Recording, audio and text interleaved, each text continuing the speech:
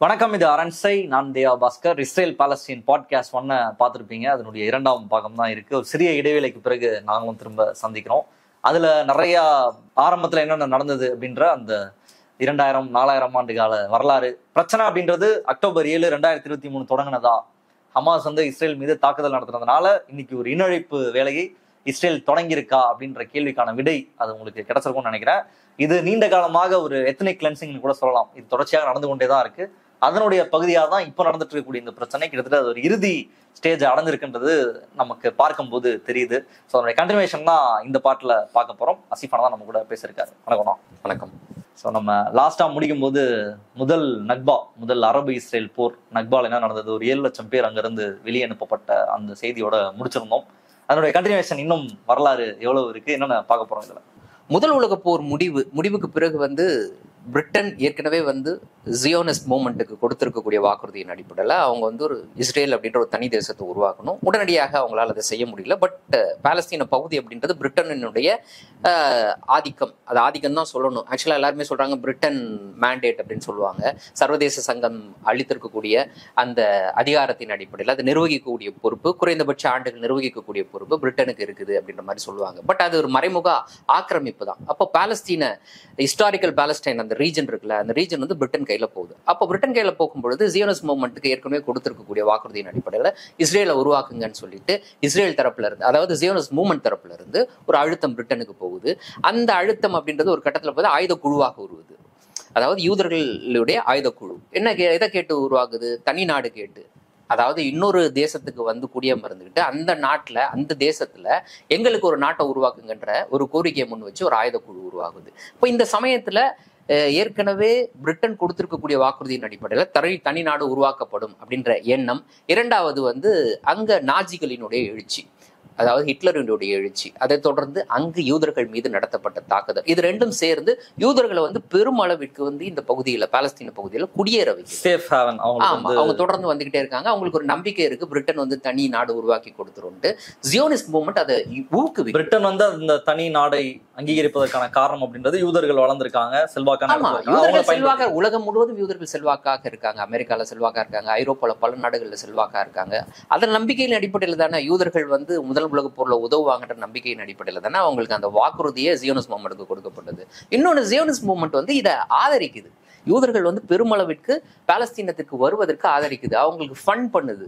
அவங்களுக்கு கடன் கொடுத்து நிலம் வாங்குவதற்கான ஒரு தனி ஃபண்டே உருவாக்கப்படுது. எல்லாமே திட்டமிட்டு எல்லாமே அந்த லேண்டை கேப்சர் பண்றதுக்கு என்னென்ன வழிகள்லாம் இருக்கோ, ஏமாற்றி புடுங்கப்படுது, காசு கொடுத்தா காசு கொடுத்து மிரட்டி புடுங்கப்படுது. இப்படி வெறும் 8% இருந்தவங்க அடுத்த 20 வருஷத்துல பாத்தீங்கன்னா கிட்டத்தட்ட 30-40% உயர்றாங்க. யூதர்களுடைய எண்ணிக்கை நான் சொல்றேன். தொடர்ந்து யூதர்கள் வந்துகிட்டே இருக்காங்க. அப்ப யூதர்களுடைய வருகை கண்டிப்பா அங்க இருந்த எத்தனை வருஷமா அங்க இருந்த 1000 ஆண்டுகளுக்கு மேலாக அங்கு வாழ்ந்திருக்கக்கூடிய பாலஸ்தீனர்களுக்கு ஒரு மிகப்பெரிய நெருக்கடியை உருவாக்குது.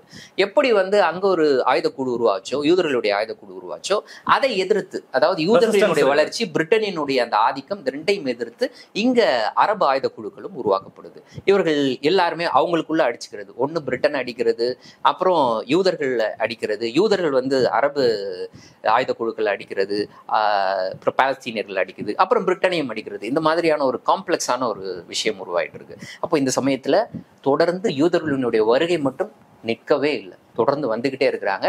பிரிட்டன் மறைமுகமா அதை ஆதரிக்கவும் செய்யுது, அந்த வேலையை செஞ்சுக்கிட்டே இருக்கு. ஏன்னா அதற்கு பிறகு 2ஆம் உலக போர் தொடங்குவதற்கான சூழல் உருவாகுது. ஏன்னா அங்க ஜெர்மனியினுடைய வளர்ச்சி, ஹிட்லரினுடைய வளர்ச்சி பிரிட்டனுக்கு ஒரு மிகப்பெரிய அச்சுறுத்தலை உருவாக்குது.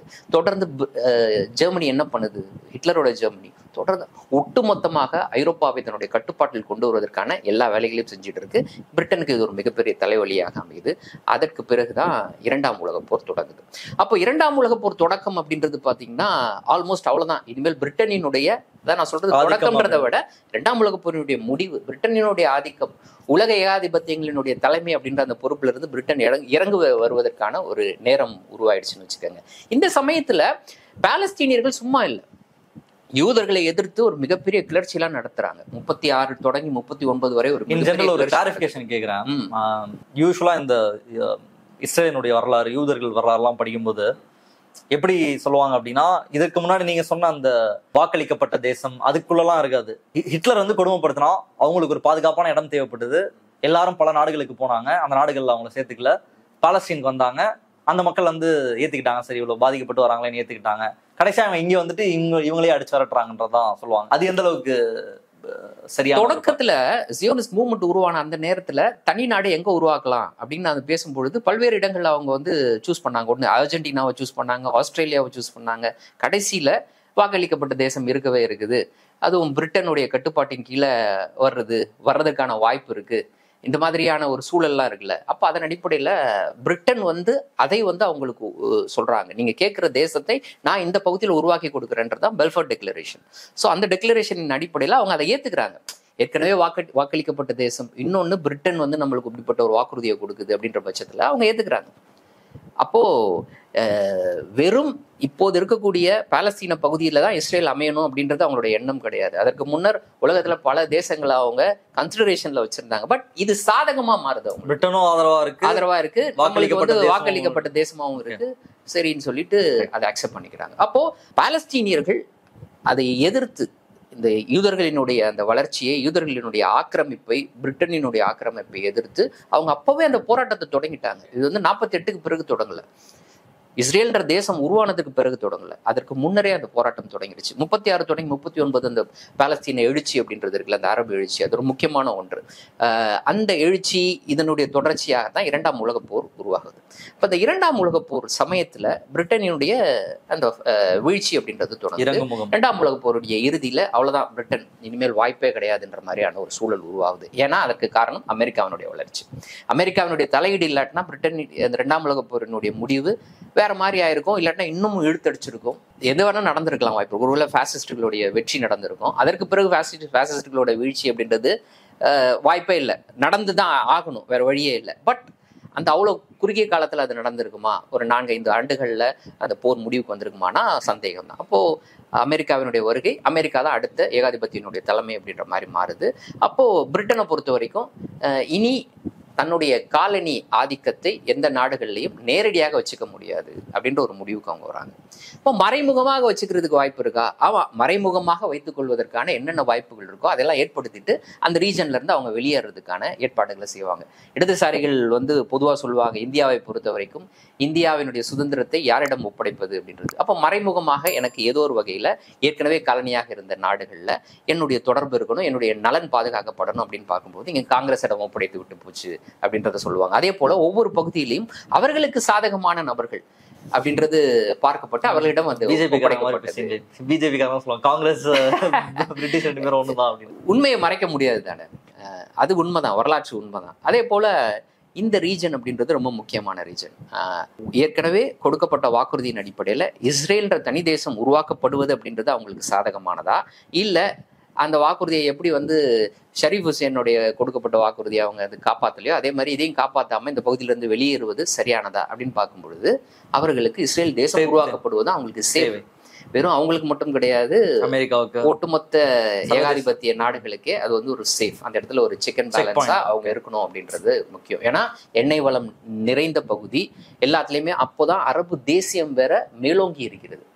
அப்போ இங்க வந்து அந்நியர்களுக்கு இடம் கிடையாது. ஏன்னா அந்த சமயத்துலதான் அரபு தேசங்கள்லாம் விடுதலை அடையுது. அப்போ அந்த தலைவர்கள்லாம் உருவாயிட்டாங்களா? யாசர் அரஃபத் எல்லாம் அப்பதான் உருவாகிறாரு.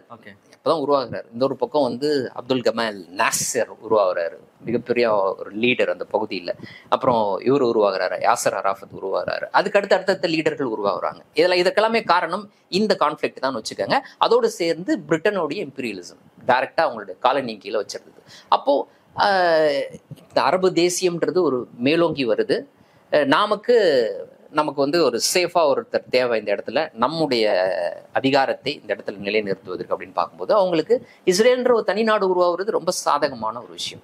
ஸோ இப்போ 2ஆம் உலகப் போருக்கு முடிவுல தான் வந்து இதற்கு முன்னர் இருந்த சர்வதேச சங்கம் லீக் ஆஃப் நேஷன் முடிவுக்கு வந்து அது வந்து அதுக்கு முன்னாடியே முடிஞ்சிருச்சு. அந்த ஒரு கதை உலகப்போர் தொடங்குறதுக்கு முன்னாடி அந்த கதை முடிஞ்சிருச்சு. அப்போ புதிய ஒரு உலக ஒழுங்கு உருவாக வேண்டிய தேவை இருக்கு. அப்போதான் யுனைடெட் நேஷன் உருவாக்கப்படுது, ஐக்கிய நாடுகள் சபை உருவாக்கப்படுது. அப்போ அந்த ஐக்கிய நாடுகள் சபையில தான் வந்து இந்த விஷயம் முன்வைக்கப்படுது, இஸ்ரேல் அப்படின்ற ஒரு தனிநாடு உருவாக்கப்பட வேண்டும் அப்படின்ட்டு.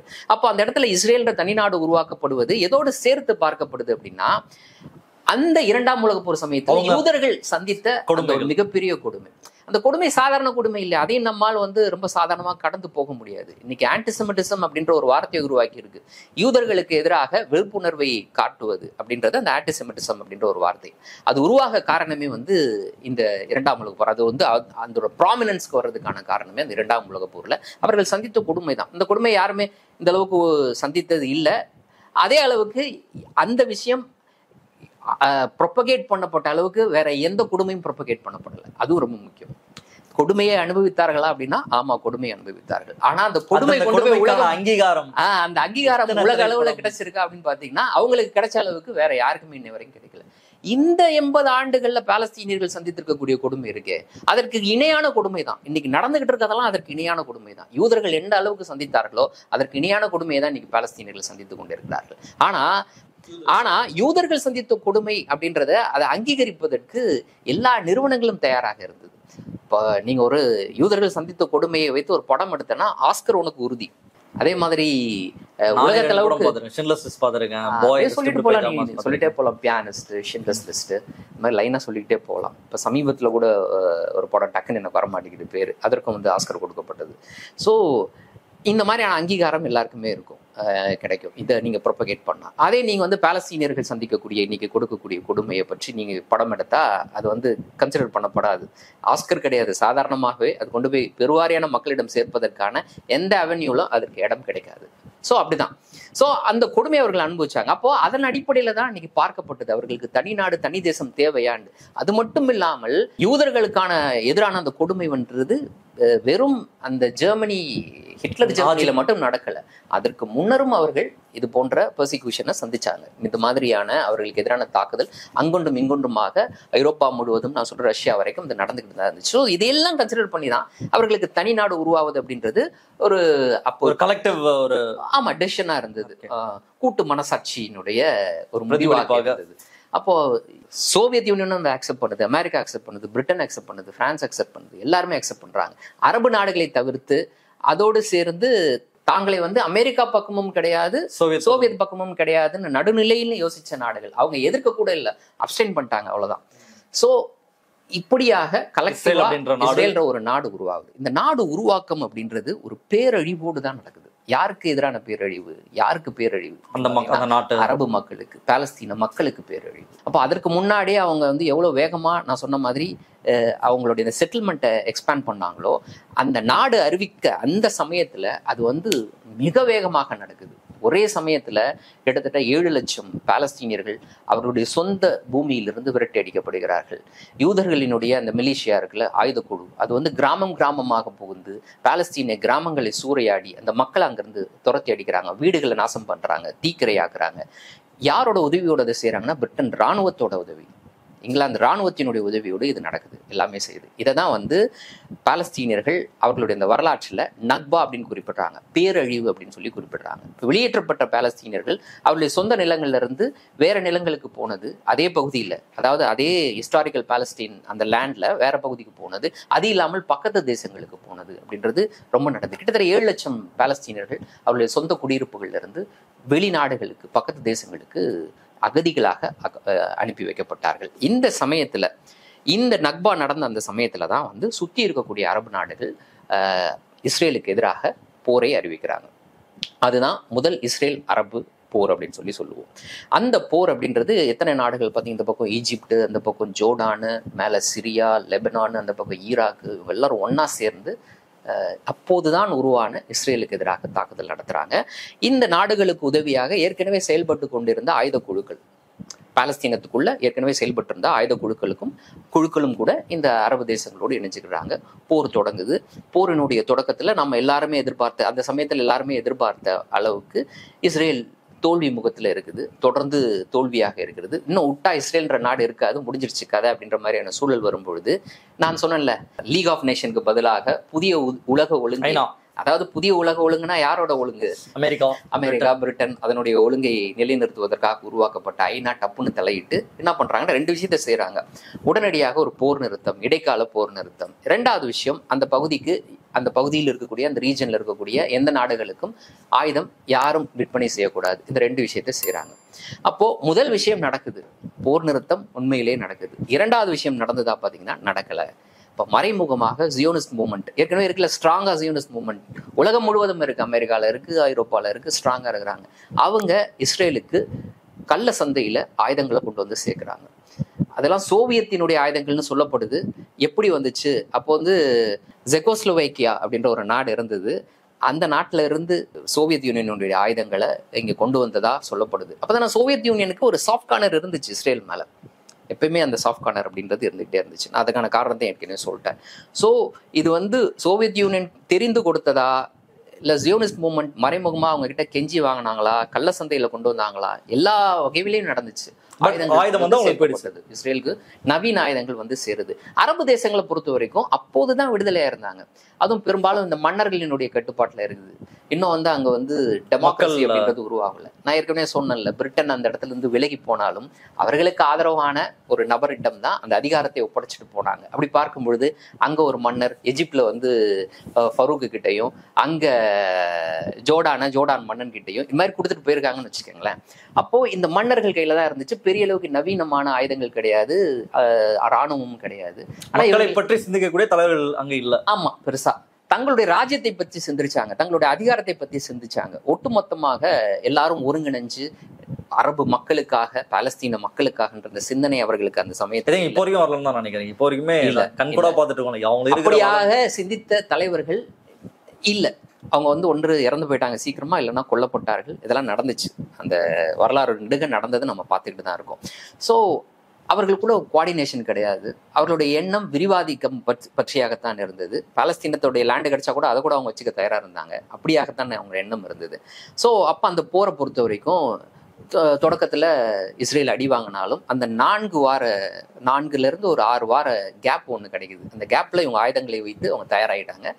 திருப்பி வந்து போர் நிறுத்தம் முடிவுக்கு வருது. அதற்கு பிறகு தாக்குதல் ஆரம்பிக்குது. இந்த முறை இஸ்ரேலினுடைய கை ஓங்குது. அரபு தேசங்கள் தோல்வியை நோக்கி போயிட்டு இருக்கு. அப்ப மீண்டும் வந்து ஐநாவினுடைய தலையீடின் பற்றி அப்போது அந்த சமயத்துல, அந்த போர் சமயத்துல யார் எந்தெந்த நிலப்பரப்பை கைப்பற்றி வச்சிருந்தாங்களோ அதோட போர் முடிவுக்கு வருது. ஆக்சுவலா பார்த்தீங்கன்னா ஒரு மிகப்பெரிய தோல்வி தான் அரபு தேசங்களுக்கு. அப்படி பார்க்கும் பொழுது அந்த பாலஸ்தீன் நிலப்பரப்புல ஏற்கனவே வந்து ஐநாவினுடைய அந்த ரெசல்யூஷன் அடிப்படையில் பாலஸ்தீனம்னு ஒரு தேசத்துக்கான ஒதுக்கப்பட்ட நிலப்பரப்பு இருக்குல்ல, அதுல பாதி நிலப்பரப்பை இஸ்ரேல் தன்னுடைய கட்டுப்பாட்டின் கீழே கொண்டு அந்த போர் சமயம் போரோட முடிவுல. ரைட். அதற்கு பிறகு வெஸ்ட் பேங்க், இன்னைக்கு சொல்றோம்ல வெஸ்ட் பேங்க், அந்த பகுதி அப்படின்றது ஜோர்டான் கையில போயிடுது. அதோட கிழக்கு ஜெருசலேம் அதுவும் ஜோர்டான் கையில போகுது. இந்த பக்கம் இன்னைக்கு காசா சொல்றோம்ல, அந்த ஏரியா வந்து ஈஜிப்ட் கையில போகுது. இப்போ ஒட்டு மொத்தமா அந்த தேசத்துக்குள்ள பார்த்தா பாலஸ்தீனம்னு எதுவுமே கிடையாது.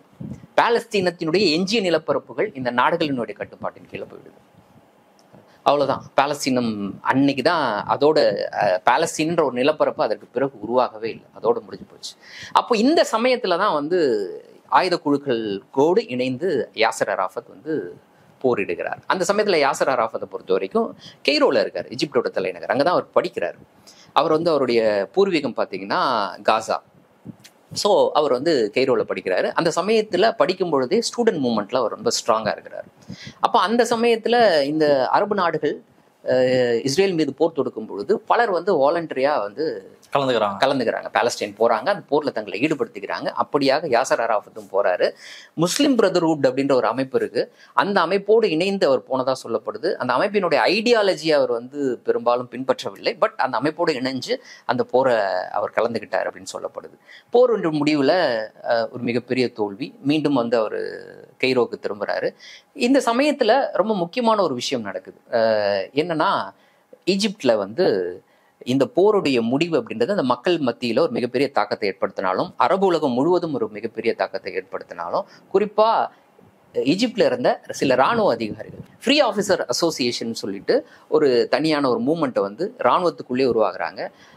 அப்துல் கமால் நாசர் அப்படின்னு சொல்லிட்டு ஒரு லீடர், அவருடைய தலைமையில் அது நடக்குது. அவங்க வந்து இந்த தோல்வியை மிகப்பெரிய ரொம்ப பர்சனலாக பார்த்துக்கிறாங்க. ஏன்னா அவங்க அரபு தேசிய உணர்வால் உந்தப்பட்ட அதிகாரிகள். அரபு தேசம் இப்படிப்பட்ட ஒரு ஹியூமிலியேஷனான ஒரு டிஃபீட்டை சந்திச்சிருக்கேன் அப்படின்னு சொல்லிட்டு. அப்போ இதுக்கெல்லாம் காரணம் இந்த மன்னர்கள் தான். மன்னரை தூக்கி எறியணும், மக்களாட்சியை கொண்டு வரணும் அப்படின்ற அடிப்படையில் அப்துல் கமால் நாசர் தலைமையில் ஒரு புரட்சி நடக்குது, இராணுவ புரட்சி. இது எப்போ நடக்குதுன்னா 1953, 52, 53 அந்த சமயத்தில் நடக்குது.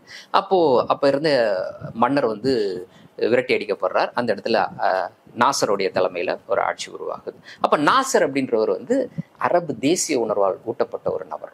அப்போ நாசர் வந்ததுக்கு பிறகு இந்த மூமெண்ட்டுக்கு, அதாவது யாசர் அராஃபத் என்ன யோசிக்கிறார் அப்படின்னு பார்த்தீங்கன்னா, தன்னுடைய மூமெண்ட்டுக்கு ஒரு சப்போர்ட் டைரக்டா உடனடியாக கிடைக்கும் அப்படின்ட்டு. பட் அவர் எதிர்பார்த்த அளவுக்கு அந்த சப்போர்ட் உடனடியாக கிடைக்கல. முஸ்லிம் பிரதர்ஹுட் மூவ்மெண்ட்ல இருக்காரு. முஸ்லிம் பிரதர்ஹுட் மூவ்மெண்டோட தொடர்புல இருக்கிறாரு. பட் அவர் வந்து ஸ்டூடெண்ட் மூவ்மெண்ட்ல லீடரா இருக்காரு. அந்த கெய்ரோல இருக்கக்கூடிய ஸ்டூடெண்ட் மூவ்மெண்ட்ல லீடரா இருக்காரு. ஃபட்டா உருவாக்கப்படலை, பிஎல்ஓவும் அந்த டைம்ல உருவாக்கப்படலை. அவர் மூமெண்ட் என்ன பண்றது, அடுத்த எதிர்காலம் என்ன, அவர் வந்து முடிவு பண்ணிட்டாரு யாசர் அராஃபத். நான் என்ன பண்ண போறேன், பாலஸ்தீன விடுதலைக்காக போராட போறேன். அப்போ இந்த ஆட்சி கவிழ்ப்பு நடந்த உடனேயே அவர் எதிர்பார்த்த சப்போர்ட் அவருக்கு கிடைக்காததுனால அவர் வந்து அடுத்த சப்போர்ட்டுக்காக வேற தேசங்களை நோக்கி நகர்றாரு. அப்போ குவைத்துக்கு போறாரு. குவைத்துல போய் அந்த இடைப்பட்ட காலத்துல அவர் வந்து ஒரு பிசினஸை தொடங்குறாரு, அந்த வேலையில செஞ்சுட்டு இருக்காரு. அந்த சமயத்துல தான் வந்து அவர் ஃபத்தா அப்படின்ற ஒரு அமைப்பு, அது வந்து ஃபட்டான்றது ஒரு கட்சி, அரசியல் கட்சி மாதிரி வச்சுக்கோங்க. அதுக்கு பல்வேறு விங்குகள்லாம் இருக்கும். அதுக்கு ஒரு மிலிட்டரி விங் இருக்கும், மற்ற விங்லாம் இருக்கும். ஸோ ஃபட்டான்றதான் மெயின் அமைப்பு. அந்த அமைப்பு 1959 அவர் உருவாக்குறாரு, குவைத்துல இருந்து உருவாக்குறாரு.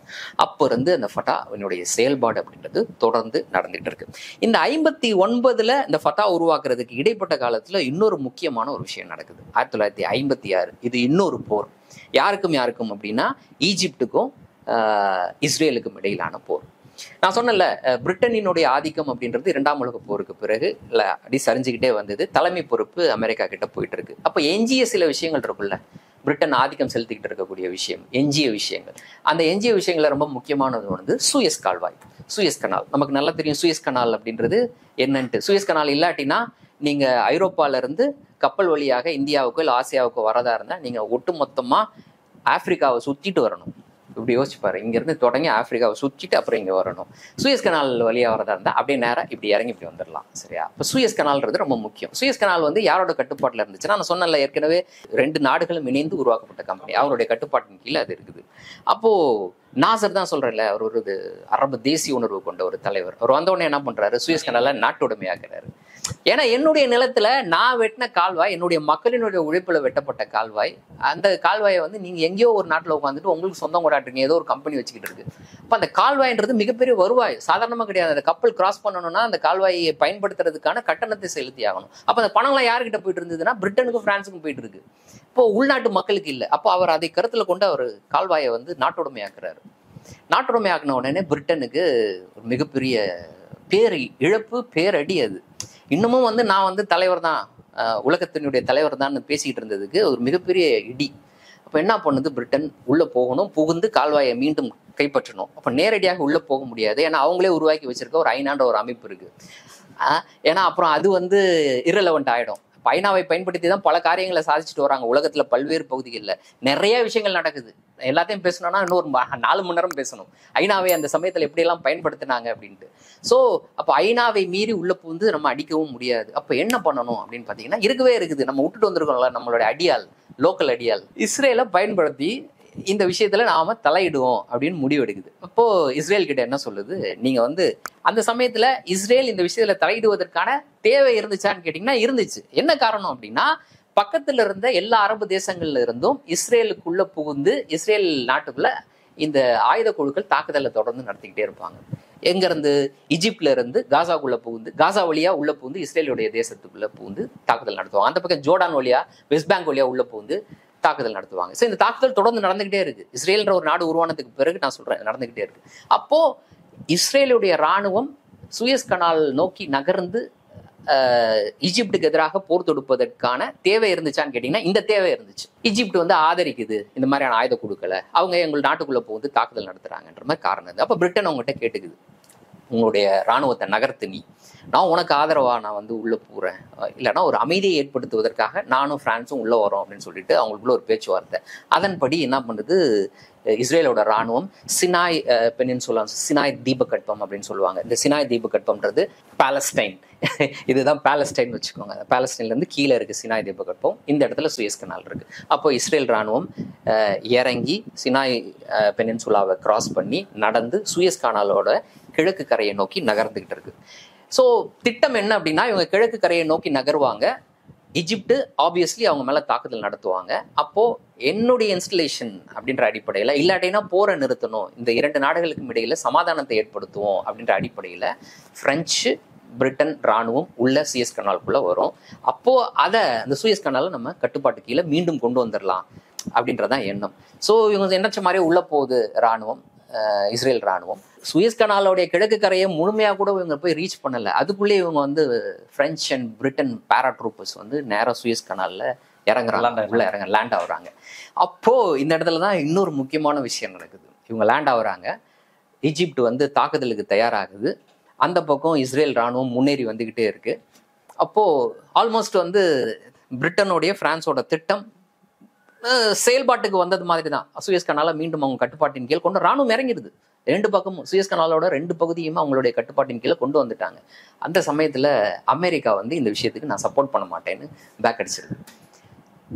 ஏன்னா அமெரிக்காவுக்கு உள்ளூர பிரிட்டனுக்கு எதிராக ஒரு முரண்பாடு இருக்கு. பிரிட்டன் பிரான்ஸுக்கு எதிராக அவங்களாம் பழைய தாதாக்கள், நான் புது தாதா.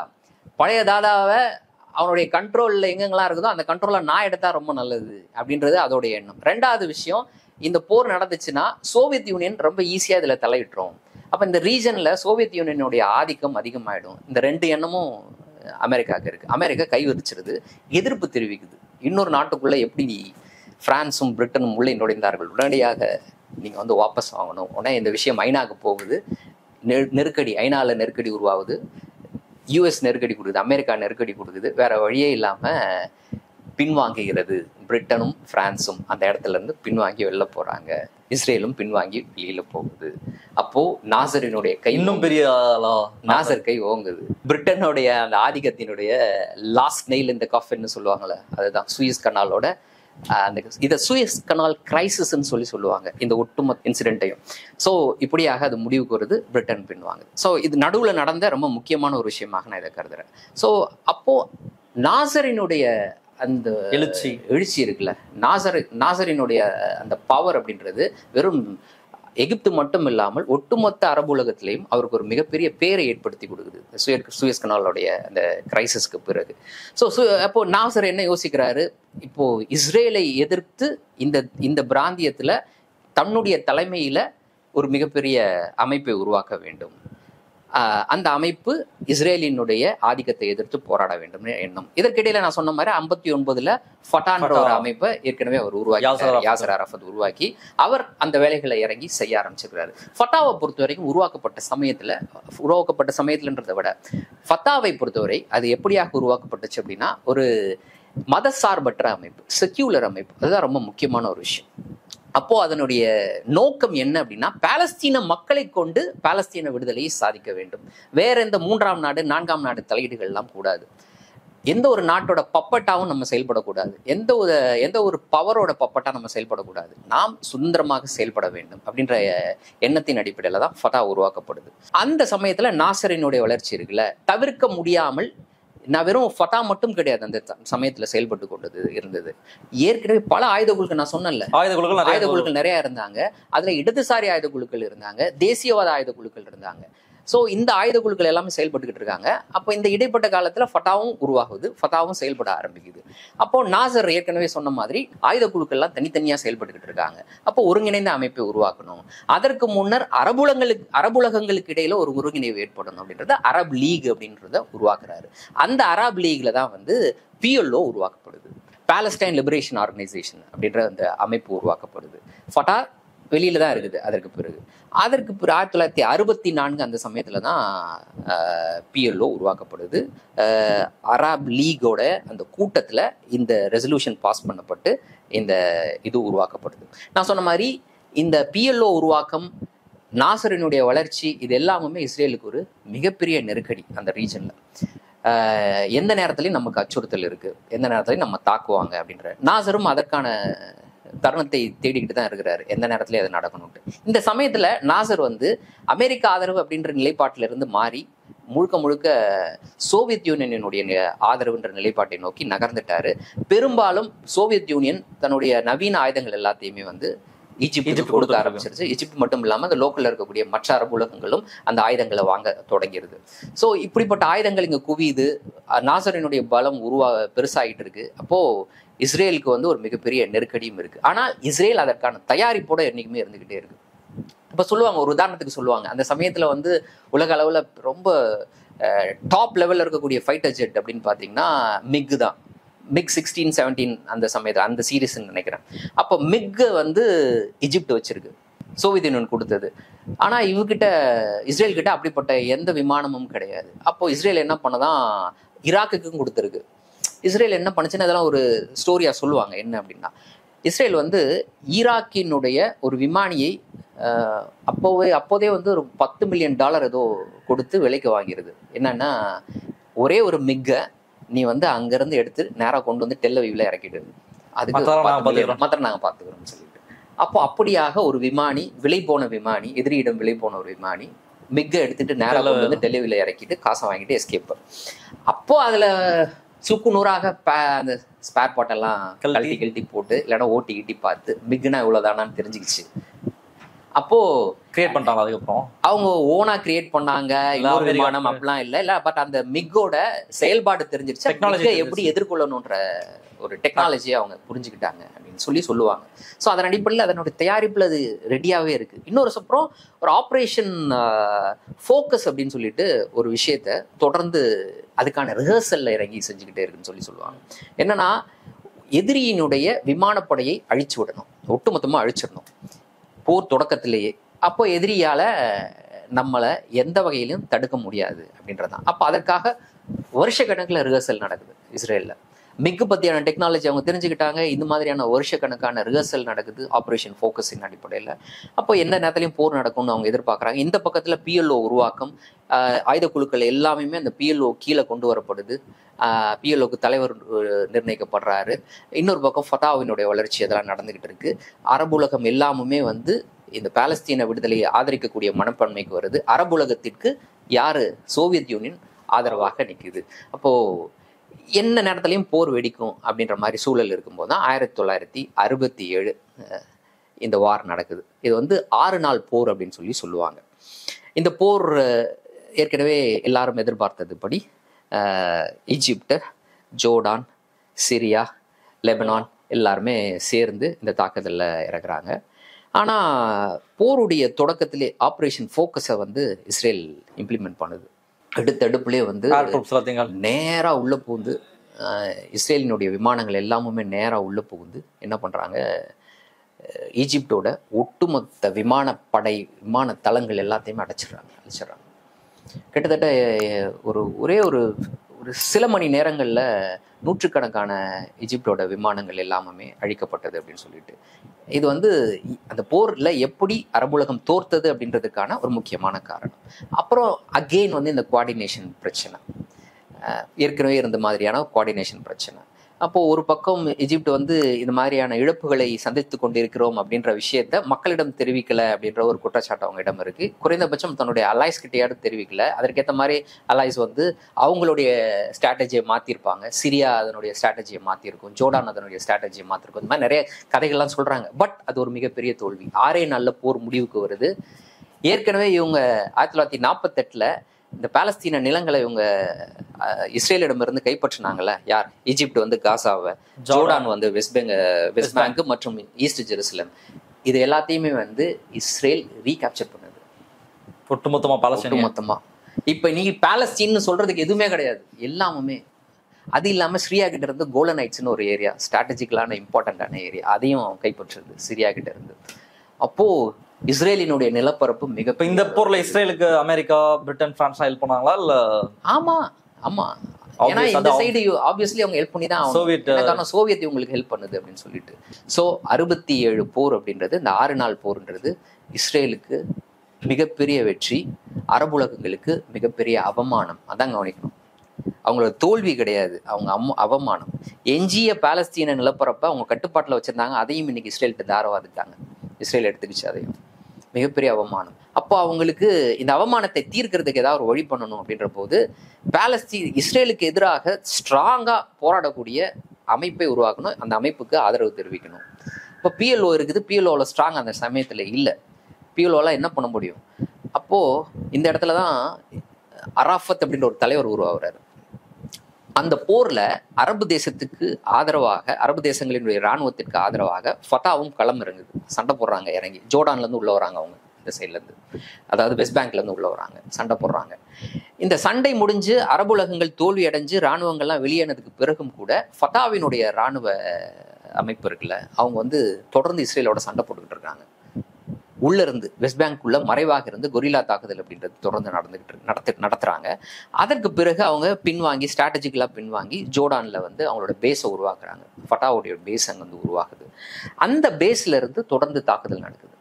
அரபு ராணுவம் தொட்டாலும் ஃபட்டா தொடர்ந்து களத்துல நின்று சண்டை போட்டுட்டு இருக்கு யாசர் அரஃபத் தலைமையில. அப்போ அந்த சமயத்துல இஸ்ரேல் உள்ள புகுந்து, ஜோர்டானுக்குள்ள புகுந்து கராமே என்ற ஒரு பகுதியில் ஒரு சண்டை நடக்குது. யாருக்கும் பிஎல்ஓக்கும், அதாவது ஃபட்டாவுக்கும் இஸ்ரேல் ராணுவத்துக்கும் இடையில. அந்த சண்டை அப்படின்றது, அந்த சண்டை தான் யாசர் அரஃபத்தை உலக அளவில் கொண்டு போய் சேர்க்குது. அந்த சிட்டியை அவர் டிஃபெண்ட் பண்றாரு. மிகப்பெரிய சண்டை, 2 சைட்லையும் இழப்பு. அந்த போர்ல மிகப்பெரிய தோல்வியை சந்தித்ததற்கு பிறகு இஸ்ரேல் ராணுவத்திற்கு ஒரு மிகப்பெரிய இழப்பு ஏற்பட்டது அந்த சண்டையில தான். இவங்க சைட்ல தோல்வியே அடைந்தாலும் கூட இஸ்ரேல் தரப்புல ஏற்படுத்திய அந்த சேதம் அப்படின்றது உலக அளவில் பெருசா பேசப்படுது. யாரா இதை செஞ்சா அப்படின்னு பாத்தீங்கன்னா, யாரா அந்த பையன் அப்படின்னு பார்த்தா, நான் தான் அந்த பையன் நிற்கிறாரு, யாசர் அரஃபத் அப்படின்னு சொல்லி. அப்ப யாசர் அரஃபத் யார் யார் கண்ணிலலாம் படுறாரு அப்படின்னா, நாசர் கண்ணில் படுறாரு, அப்புறம் உலகத்தில் இருக்கக்கூடிய வெஸ்டர்ன் கண்ட்ரிஸ் எல்லாரோடைய கண்ணிலையும் படுறாரு, இஸ்ரேல் கண்ணிலையும் படுறாரு, இப்படி ஒரு தலைவர் அப்படின்னு சொல்லிட்டு. அது அவருடைய ஸ்டேச்சரை வேற லெவல் கொண்டு போயிடுது. அப்போ அடுத்து நடந்த பிஎல்ஓடைய கூட்டத்தில் பிஎல்ஓனுடைய தலைமை பொறுப்பு யாசர் அரஃபத்துக்கு 1969 அவருக்கு சேருது. அடுத்த 2 ஆண்டுகளில் அவர் பிஎல்ஓனுடைய தலைவராக ஆக்கப்படுறாரு. அதுல இருந்து அவர் கடைசி வரைக்கும் அவர் தான் பிஎல்ஓடைய தலைவராக இருந்தார். அப்போ அரஃபத் அப்படின்ற ஒரு லீடர் உருவாகிறார். ஸோ அப்புறமா அந்த பிஎல்ஓன்றது ஒரு அம்பர்லா ஆர்கனைசேஷன். அதற்கு கீழே தான் எல்லா அமைப்பும். ஃபட்டா தான் முக்கியமான அமைப்பு. அதற்கு கீழே popular front for liberation of Palestine அப்படின்ற ஒரு அமைப்பு, பிளாக் செப்டம்பர் அப்படின்னு ஒரு அமைப்பு, இந்த மாதிரி இன்னும் நிறைய அமைப்புகள் அதற்கு கீழே செயல்படுறது. அவங்களுக்கு வேற வேற ஐடியாலஜி இருந்தாலும் கூட அவங்களுடைய இறுதி இலக்கு அப்படின்றது தனி நாடு, பாலஸ்தீன விடுதலை, இஸ்ரேலை வீழ்த்தி பாலஸ்தீன விடுதலையை சாத்தியப்படுத்தணும் அப்படின்றதான். ஆனால் எல்லாமுமே செக்யூலர் அமைப்புகள். யாருமே மதத்தின் அடிப்படையில் செயல்படக்கூடிய அமைப்பு கிடையாது. அது எந்த மதமாக இருந்தாலும் சரி, மதத்தின் அடிப்படையில் செயல்படக்கூடிய அமைப்புகள் கிடையாது. அந்த வகையில் அந்த பிஎல்ஓல இருக்கக்கூடிய அமைப்புகள் எல்லாருக்கும் அந்த ஒற்றுமை அப்படின்றது இருந்தது. அப்போ இந்த அமைப்பினுடைய தலைவர் யாசர் அரஃபத். இப்போ எங்க அவங்களுடைய பேஸ் இருக்குது அப்படின்னு பார்த்தீங்கன்னா, ஜோர்டான்ல தான் அவங்களோட பேஸ். ஜோர்டான் அவங்களுடைய எல்லை இல்லை, இஸ்ரேலினுடைய எல்லை. ஸோ ஜோர்டானுக்குள்ள இருந்து இவங்க செயல்படுவாங்க, இஸ்ரேலுக்குள்ள புகுந்து தாக்குதல் நடத்திட்டு திருப்பி ஜோர்டான் பேஸுக்கு வந்துடுவாங்க. இது மாதிரி இஸ்ரேலுக்கு கொரில்லா தாக்குதல் அப்படின்றது இங்கேருந்து நடந்துகிட்டே இருக்கு.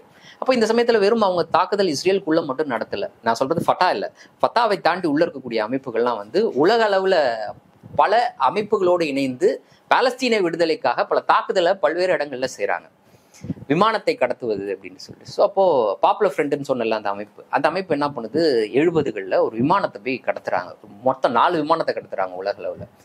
யாரோட இணைஞ்சு அதை செஞ்சாங்க அப்படின்னு பார்த்தீங்கன்னா, அந்த சமயத்தில் ஐரோப்பாவில் ரெட் பிரிகேடுன்னு சில அமைப்புகள் செயல்பட்டுக்கிட்டு இருக்கும். அவங்களாம் மாவோயிஸ்டுகள் சின்ன சின்ன குழுக்களாக இந்த மாதிரியான ஆயுத நடவடிக்கைகளில் ஈடுபடுவாங்க. ஸோ அவங்களோட இணைஞ்சு இவங்க இந்த விஷயத்தை செஞ்சாங்கன்னு சொல்லப்படுது. ஒரு 4 விமானத்தை கடத்துறாங்க பாப்புலர் ஃப்ரண்ட், பிஎல்ஓல ஒரு அங்கமாக இருக்கிறது. அந்த 4 விமானத்தில் 3 விமானம் தான் அவங்களால கடத்த முடியுது வெற்றிகரமா. அந்த 3 விமானத்தை கொண்டு ஜோர்டான்ல தரையிறக்குறாங்க. ஜோர்டான் இன்னொரு நாடு, நல்லா யோசிச்சுக்கோ. ஜோர்டானுக்கு ஒரு மன்னர் இருக்காரு, அவருடைய ஆட்சி நடந்துகிட்டு இருக்கு. பிஎல்ஓக்கு இடம் கொடுத்து வச்சிருக்கிறாங்க இவங்க செயல்படுவதற்கு. இப்போ பிஎல்ஓவினுடைய அங்கமாக இருக்கக்கூடிய பாப்புலர் ஃப்ரண்ட் போய் 3 விமானத்தை கடத்திட்டு எல்லாருமே வெவ்வேறு நேஷனல்ஸ் அந்த விமானத்தில் இருக்கிறவங்க, அவங்க எல்லாரையும் பயணிகளோட தான் கடத்திட்டு வராங்க. ஹைஜாக்ன்றது இப்படி அப்படிதான் நடக்கும். கடத்திட்டு இங்க இறக்கிடுறாங்க. ஜோர்டான்ல இருக்க கைவிடப்பட்ட ஒரு ஏர் பேஸ்ல இறக்கிடுறாங்க. இறக்கிட்டு விமானிகள் எல்லாத்தையும் ஒட்டு மொத்தமாக இறக்கி 3 விமானத்தையும் உலகத்தில் இருக்கக்கூடிய எல்லா வெஸ்டர்ன் மீடியா எல்லாரும் வாங்க அப்படின்னு கூப்பிட்டு உட்கார வச்சு லைவ் டெலிகாஸ்ட் பண்ணுங்கன்னு பண்ணிட்டு 3 விமானத்தையும் கொளுத்தி விட்டுறாங்க. பத்திட்டு எரியுது. அப்போ ஜோர்டானுக்கு ஒரு அழுத்தம் உருவாகுது.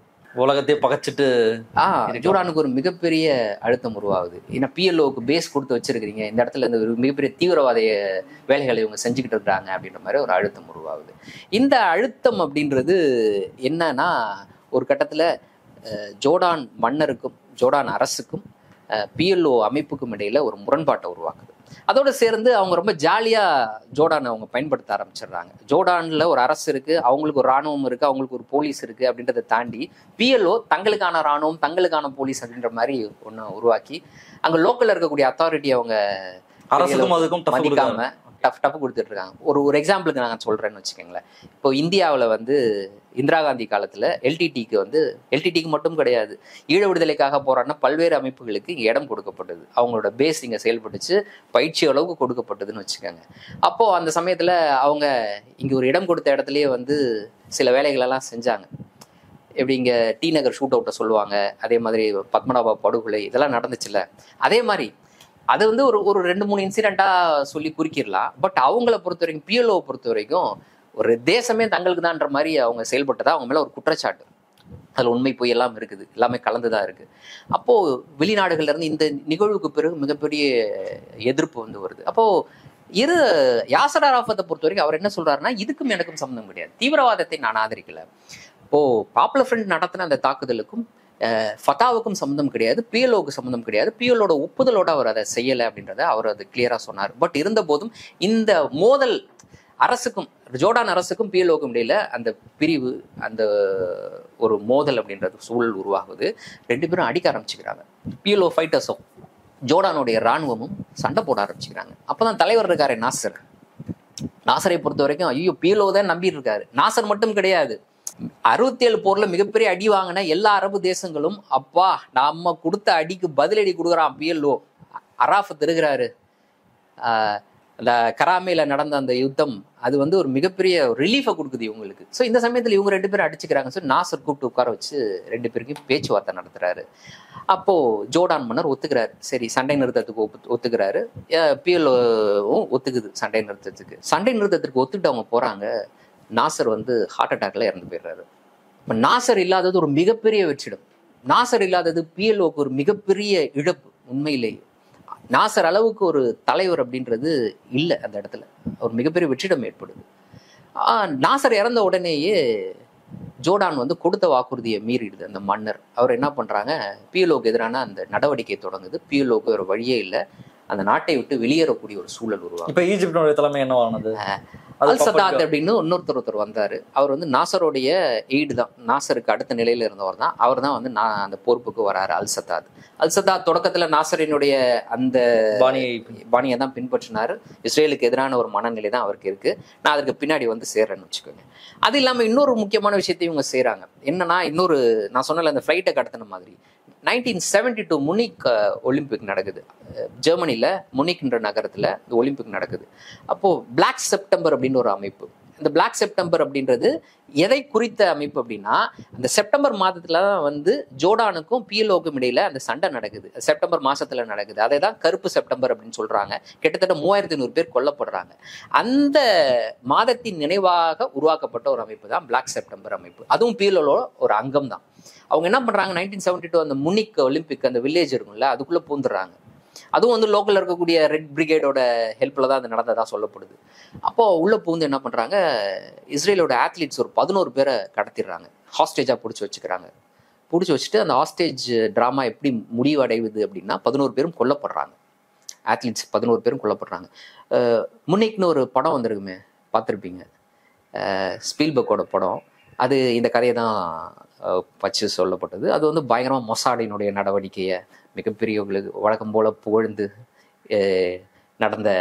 எடுக்கப்பட்ட ஒரு படம்னு வச்சுக்காங்க. ஸோ அந்த 11 பேர் கொல்லப்பட்டது அதுவும் வந்து மிகப்பெரிய பிரச்சனையை ஏற்படுத்துது இவங்களுக்கு. பிஎல்ஓக்கு ஒரு மிகப்பெரிய நெருக்கடியை ஏற்படுத்துது. வேற வழியே இல்லாமல் ஜோர்டான் பேஸை மாற்றிட்டு பிஎல்ஓ கிளம்பி எங்கே போகிறாங்க அப்படின்னா லெபனானுக்கு போகிறாங்க.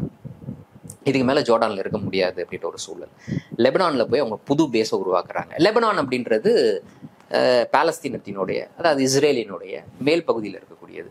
இஸ்ரேலினுடைய வடக்கு எல்லையை ஷேர் பண்ணக்கூடிய நாங்கள் இது வரைக்கும் ஜோர்டானில் இருந்தாங்க. ஜோர்டான்றது கிழக்கில் இருந்தது, அப்படியே மேலே போயிடுறாங்க. அதுவும் வந்து இஸ்ரேலோட பார்டரை ஷேர் பண்ணக்கூடிய ஒரு நாடு தான். அந்த நாடு ஒரு வித்தியாசமான நாடு. அதில் வந்து சென்ட்ரலைஸ்டான ஒரு கவர்மெண்ட் அப்படின்றது கிடையவே கிடையாது. அதில் அவங்களுடைய 40களில் அவங்க ஒரு கான்ஸ்டியூஷன் ரைட் பண்ணுறாங்க. அதன்படி பார்த்தீங்கன்னா அங்கே வந்து ஷியா, சனி, கிறிஸ்டியன்ஸ் இவங்க அதிகமாக இருக்கிறாங்க. 3 பேரும் கொஞ்சம் ஈக்குவலாக இருக்கக்கூடிய ஒரு நாடு. அப்போது அவங்களுக்குள்ள பிரசிடெண்ட்டாக வந்து எப்பயுமே வந்து கிறிஸ்டின் தான் இருப்பார். அப்புறம் பிரதமராக சன்னி இஸ்லாமில் இருக்கக்கூடிய ஒரு நபர் இருப்பார். ஷியாவில் இருக்கிறவங்க வந்து ஹவுஸோட ஸ்பீக்கராக இருப்பார் அப்படின்ற மாதிரியான அவங்களுது. அப்போ சென்ட்ரலைஸ்ட் கவர்மெண்ட் கிடையாது அவங்களுது ஒரு மாதிரி. அப்போ ஈஸியாக இவங்களுக்கு அடுத்த ஒரு பேஸ் பிஎல்ஓக்கு கிடைக்குது. நேராக லெபனானுக்கு போகிறாங்க. லெபனானில் போய் அவங்க பேஸை செட் பண்ணுறாங்க. ஜோர்டானில் என்னெல்லாம் செஞ்சாங்களோ அதை விட டபுள் மடங்காக அவங்க அங்கே செய்கிறாங்க. ஒரு நாட்டுக்குள்ளே ஒரு நாட்டை உருவாக்குறாங்க. பிஎல்ஓ வந்து ஒரு நாட்டுக்குள்ள ஒரு நாட்டை உருவாக்குது. அந்த பேஸ்ல இருந்து இஸ்ரேலுக்குள்ள புகுந்து தொடர்ந்து தாக்குதல் அப்படின்றது நடத்திக்கிட்டே இருக்கு. உலக அளவில் இந்த மாதிரியான தாக்குதல் நடக்குது. நான் சொன்னல இந்த முனிக்ல நடந்த தாக்குதல். அதுக்கு பிறகு வந்து சூடானோட தலைநகர்ல போய் யுஎஸ் சவுதி எம்பசியை வந்து கட்டுப்பாட்டு கீழே கொண்டு வந்து அங்க இருந்த யுஎஸ் டிப்ளமேட்ஸ் ஒரு 3 பேரை கொலை பண்ணிடுறாங்க. ஒரு பெல்ஜியம் சேர்ந்தவர் நினைக்கிற ஒருத்தர், 2 பேர் யூஎஸ் டிப்ளமேட்ஸ். இது மாதிரி உலக அளவில் அங்கங்க இந்த மாதிரியான தாக்குதலை இவங்க நடத்திக்கிட்டு இருக்கிறாங்க. அப்போ ஜோர்டானுக்கு ஏற்பட்ட அதே மாதிரியான பிரச்சனை அப்படின்றது லெபனானுக்கும் ஏற்படுது. அதோடு இல்லாமல் இஸ்ரேலுக்குள்ள புகுந்தும் தாக்குதல் நடத்திக்கிட்டு இருக்காங்க. ஸோ இப்போ பிஎல்ஓ தன்னுடைய பேஸை லெபனானுக்குள்ள மாத்திடுச்சு. லெபனானுக்குள்ள அவங்க பயங்கரமான வேலைகளை செஞ்சுக்கிட்டு இருக்கிறாங்க. இஸ்ரேலுக்குள்ள புகுந்து தாக்குதல் நடத்திட்டு இருக்காங்க. நீ கேட்ட கேள்விக்கான ஒரு பதில், நாசருக்கு பிறகு எஜிப்டோட அதிபராக வந்தவர் அவர் எப்படி இருந்தார், என்ன பண்ணார்? அவரும் வந்து தொடக்க காலத்துல அதாவது அல்சதாத் அவர் வந்து தொடக்க காலத்துல இஸ்ரேலுக்கு எதிராக போர் தொடுப்பதற்கான அந்த ப்ரிப்பரேஷன்ல தான் இருந்தார். அந்த ப்ரிப்பரேஷனுடைய முடிவாக 1973 யாம் கிப்பூர் அப்படின்ற ஒரு நாள், அது வந்து இஸ்ரேலியர்களுடைய ஒரு புனித நாள், ஓய்வு நாள். அன்னைக்கு எல்லாருக்குமே லீவு இந்த மாதிரியான ஓய்வு நாள். அந்த நாளில் அந்த தாக்குதல் அப்படின்றது நடக்குது. யார் தலைமையிலனா எஜிப்ட் தலைமையில். சிரியாவும் அந்த தாக்குதலில் பங்கேற்குது. ஆனால் இதில் ஒரு முக்கியமான விஷயம் என்னன்னா, இப்படிப்பட்ட ஒரு தாக்குதல் நடக்க போகுது அப்படின்றது அவ்வளோ பெரிய இன்டெலிஜென்ஸை வச்சிருந்த இஸ்ரேலுக்கு தெரியாது. திடீர் தாக்குதல், ஒரு மிக முக்கியமான தாக்குதல். அல்சதாத்துடைய அந்த முன்னெடுப்பில் அது நடத்தப்படுது. அந்த தாக்குதலில் தொடக்க கட்டத்தில் வழக்கம் போல இஸ்ரேல் ஒரு மிகப்பெரிய பின்னடைவை சந்திக்குது. ஏன்னா திடீர்னு நடத்தப்பட்ட தாக்குதல், ப்ரிப்ரேஷனே கிடையாது. அப்போ கோல்டா அப்படின்றவங்க தான் பிரைம் மினிஸ்டராக இருக்காங்க இஸ்ரேல். சமீபத்தில் கூட அதை பற்றி ஒரு படம் கூட வந்தது, நான் கூட போய் பார்த்தேன். ஸோ அவங்களுடைய அந்த ப்ரொபகண்டா ஃபிலிமில் அது ஒரு ஃபிலிம் இப்போ சமீபத்தில் வந்தது, 2 வருஷத்துக்கு முன்னாடி வந்ததுன்னு நினைக்கிறேன். கோல்டா மேரி அவங்களோட பேர், அந்த படம் பேரும் வந்து கோல்டா மேரின் தான். ஸோ அப்படிப்பட்ட ஒரு தாக்குதல். அந்த தாக்குதலில் தொடக்கத்தில் வழக்கம் போல இஸ்ரேல் மிகப்பெரிய அடி வாங்குது. அதற்கு பிறகு இஸ்ரேலினுடைய கை ஓங்குது. மறுபடியும் இதை திருப்பி போய் பார்த்தோம் அப்படின்னா இவர்களுக்கு இடையில ஒருங்கிணைவு இல்லை. அரபு நாடுகளுக்கு இடையில ஒருங்கிணைவு இல்லாததும் ஒரு காரணம். அந்த போர்ல ஒரு அவமானகரமான தோல்வியை எஜிப்ட் சந்திக்குது. அந்த தோல்வி அப்படின்றது ஒட்டுமொத்த பாலஸ்தீன விடுதலை போராட்டத்திலே ஒரு மிகப்பெரிய மாற்றத்தை ஏற்படுத்துது. இந்த முறை வெறும் இந்த நாடுகளை விரட்டி அடித்தது மட்டும் இஸ்ரேல் செய்யலை.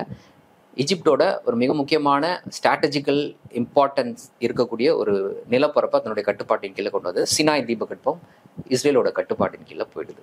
அப்போ இன்னைக்கு எஜிப்டுக்கு வேற வழியே இல்லை, அமைதியா இருந்தாகணும். இனிமேல் வந்து இஸ்ரேலை எதிர்ப்பது அப்படின்றது சாத்தியம் இல்லை. ஜோர்டான் வந்து ஏற்கனவே ஒரு பின்வாங்கிருச்சு. ஏன்னா பிஎல்ஓக்கு இடம் கொடுத்து பிஎல்ஓ உலக அளவுல மிகப்பெரிய நெருக்கடி, பிஎல்ஓ வெளில போயிடுச்சு. ஈஜிப்ட் ஒரு மிகப்பெரிய ஒரு பிரச்சனையை சந்திச்சிருச்சு. இவங்க போய் லெபனான்ல இருக்கிறாங்க பிஎல்ஓ. இந்த சமயத்துல இந்த போர்ல ஒரு மிகப்பெரிய தோல்வி. பிஎல்ஓ பார்ட்டிசிபேட் பண்ணாங்களா இல்லையா? பிஎல்ஓட பார்ட்டிசிபேஷன் இல்லாம இருக்காது.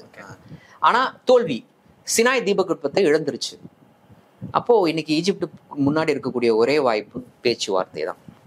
ஒரே வாய்ப்பு பேச்சுவார்த்தை தான். அப்போ அந்த பேச்சுவார்த்தைன்ற ப்ராசஸ்க்குள்ள எகிப்து முதல் முறையாக இறங்குகிறது. அந்த பேச்சுவார்த்தை அப்படின்ற அந்த ப்ராசஸ் தொடங்கினதே இஸ்ரேலினுடைய இருப்பை அங்கீகரிப்பது. அப்போ முதல் முறையாக இஸ்ரேலினுடைய இருப்பு அங்கீகரிக்கப்படுகிறது. அமெரிக்காவினுடைய தலையீட்டின் காரணமாக இந்த பேச்சுவார்த்தை அப்படின்றது நடந்துட்டு இருக்கு. இதில் முக்கியமான விஷயத்தை சொல்ல மறந்துட்டேன். 1967 போருக்கு பிறகு நாசர் வந்து அதற்கு பொறுப்பேற்று தான் பதவி விலகிறேன்னு சொல்றாரு. போர்ல தோல்வி உற்ற உடனேயே. அப்போ எகிப்து முழுவதும் மக்கள் வந்து மிகப்பெரிய போராட்டத்தை நடத்துறாங்க, நாசர் பதவி விலகக்கூடாதுன்னு. வெறும் எஜிப்ட்ல மட்டும் அது நடக்கல, எல்லா அரபு நாடுகள்லையும் நடக்குது. இப்போ மக்களினுடைய அழுத்தம் காரணமாக அவர் வந்து பதவியை தொடர்றாருன்னு வச்சுக்கோங்க. அதற்கு பிறகு அல்சதாத் இந்த போரை நடத்தாம இருந்தாலும் கூட நாசர் உயிரோடு இருந்தால் அதை நடத்தியிருப்பாரு.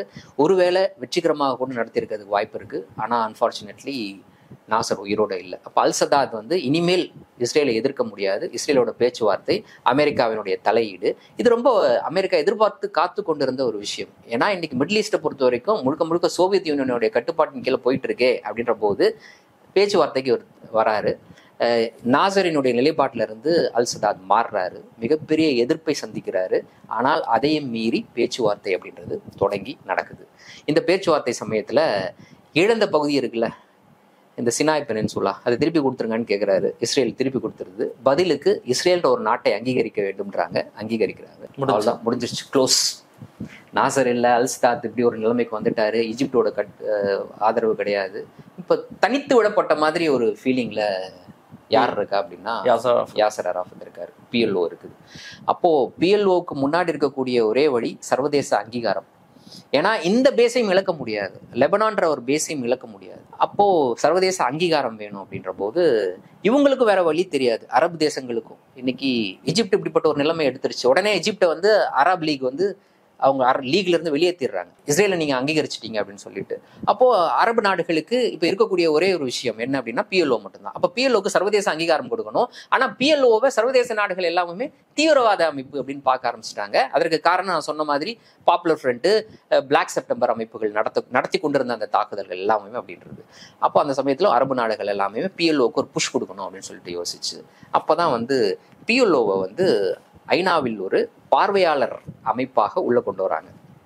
பிஎல்ஓக்கு ஒரு அங்கீகாரம் கிடைக்குது அந்த சமயத்துல. அவர் போய் பேசுற அந்த ஸ்பீச் அதெல்லாமே. இப்ப வேடன் குறிப்பிட்ட ஒரு பாட்டு பாடுறாருல, ஒரு கையில ஆலிவ் இலையோடும் இன்னொரு கையில் AK-47 நான் உள்ள வரேன், ஆலிவ் இலை என் கையில் இருந்து விழுவது உங்கள் கையில் தான் இருக்கிறது அப்படின்னு சொல்லிட்டு அவர் ஒரு ஸ்பீச் கொடுக்குறாருல, ஃபேமஸான ஸ்பீச், அராஃபத்தோட அந்த ஃபேமஸான ஸ்பீச். அது 1974 அது நடக்குது. அந்த ஸ்பீச் யூஎன்ல போய் பேசுறாரு. அப்போ பார்வையாளர் அங்கீகாரம் பிஎல்ஓக்கு கிடைக்குது.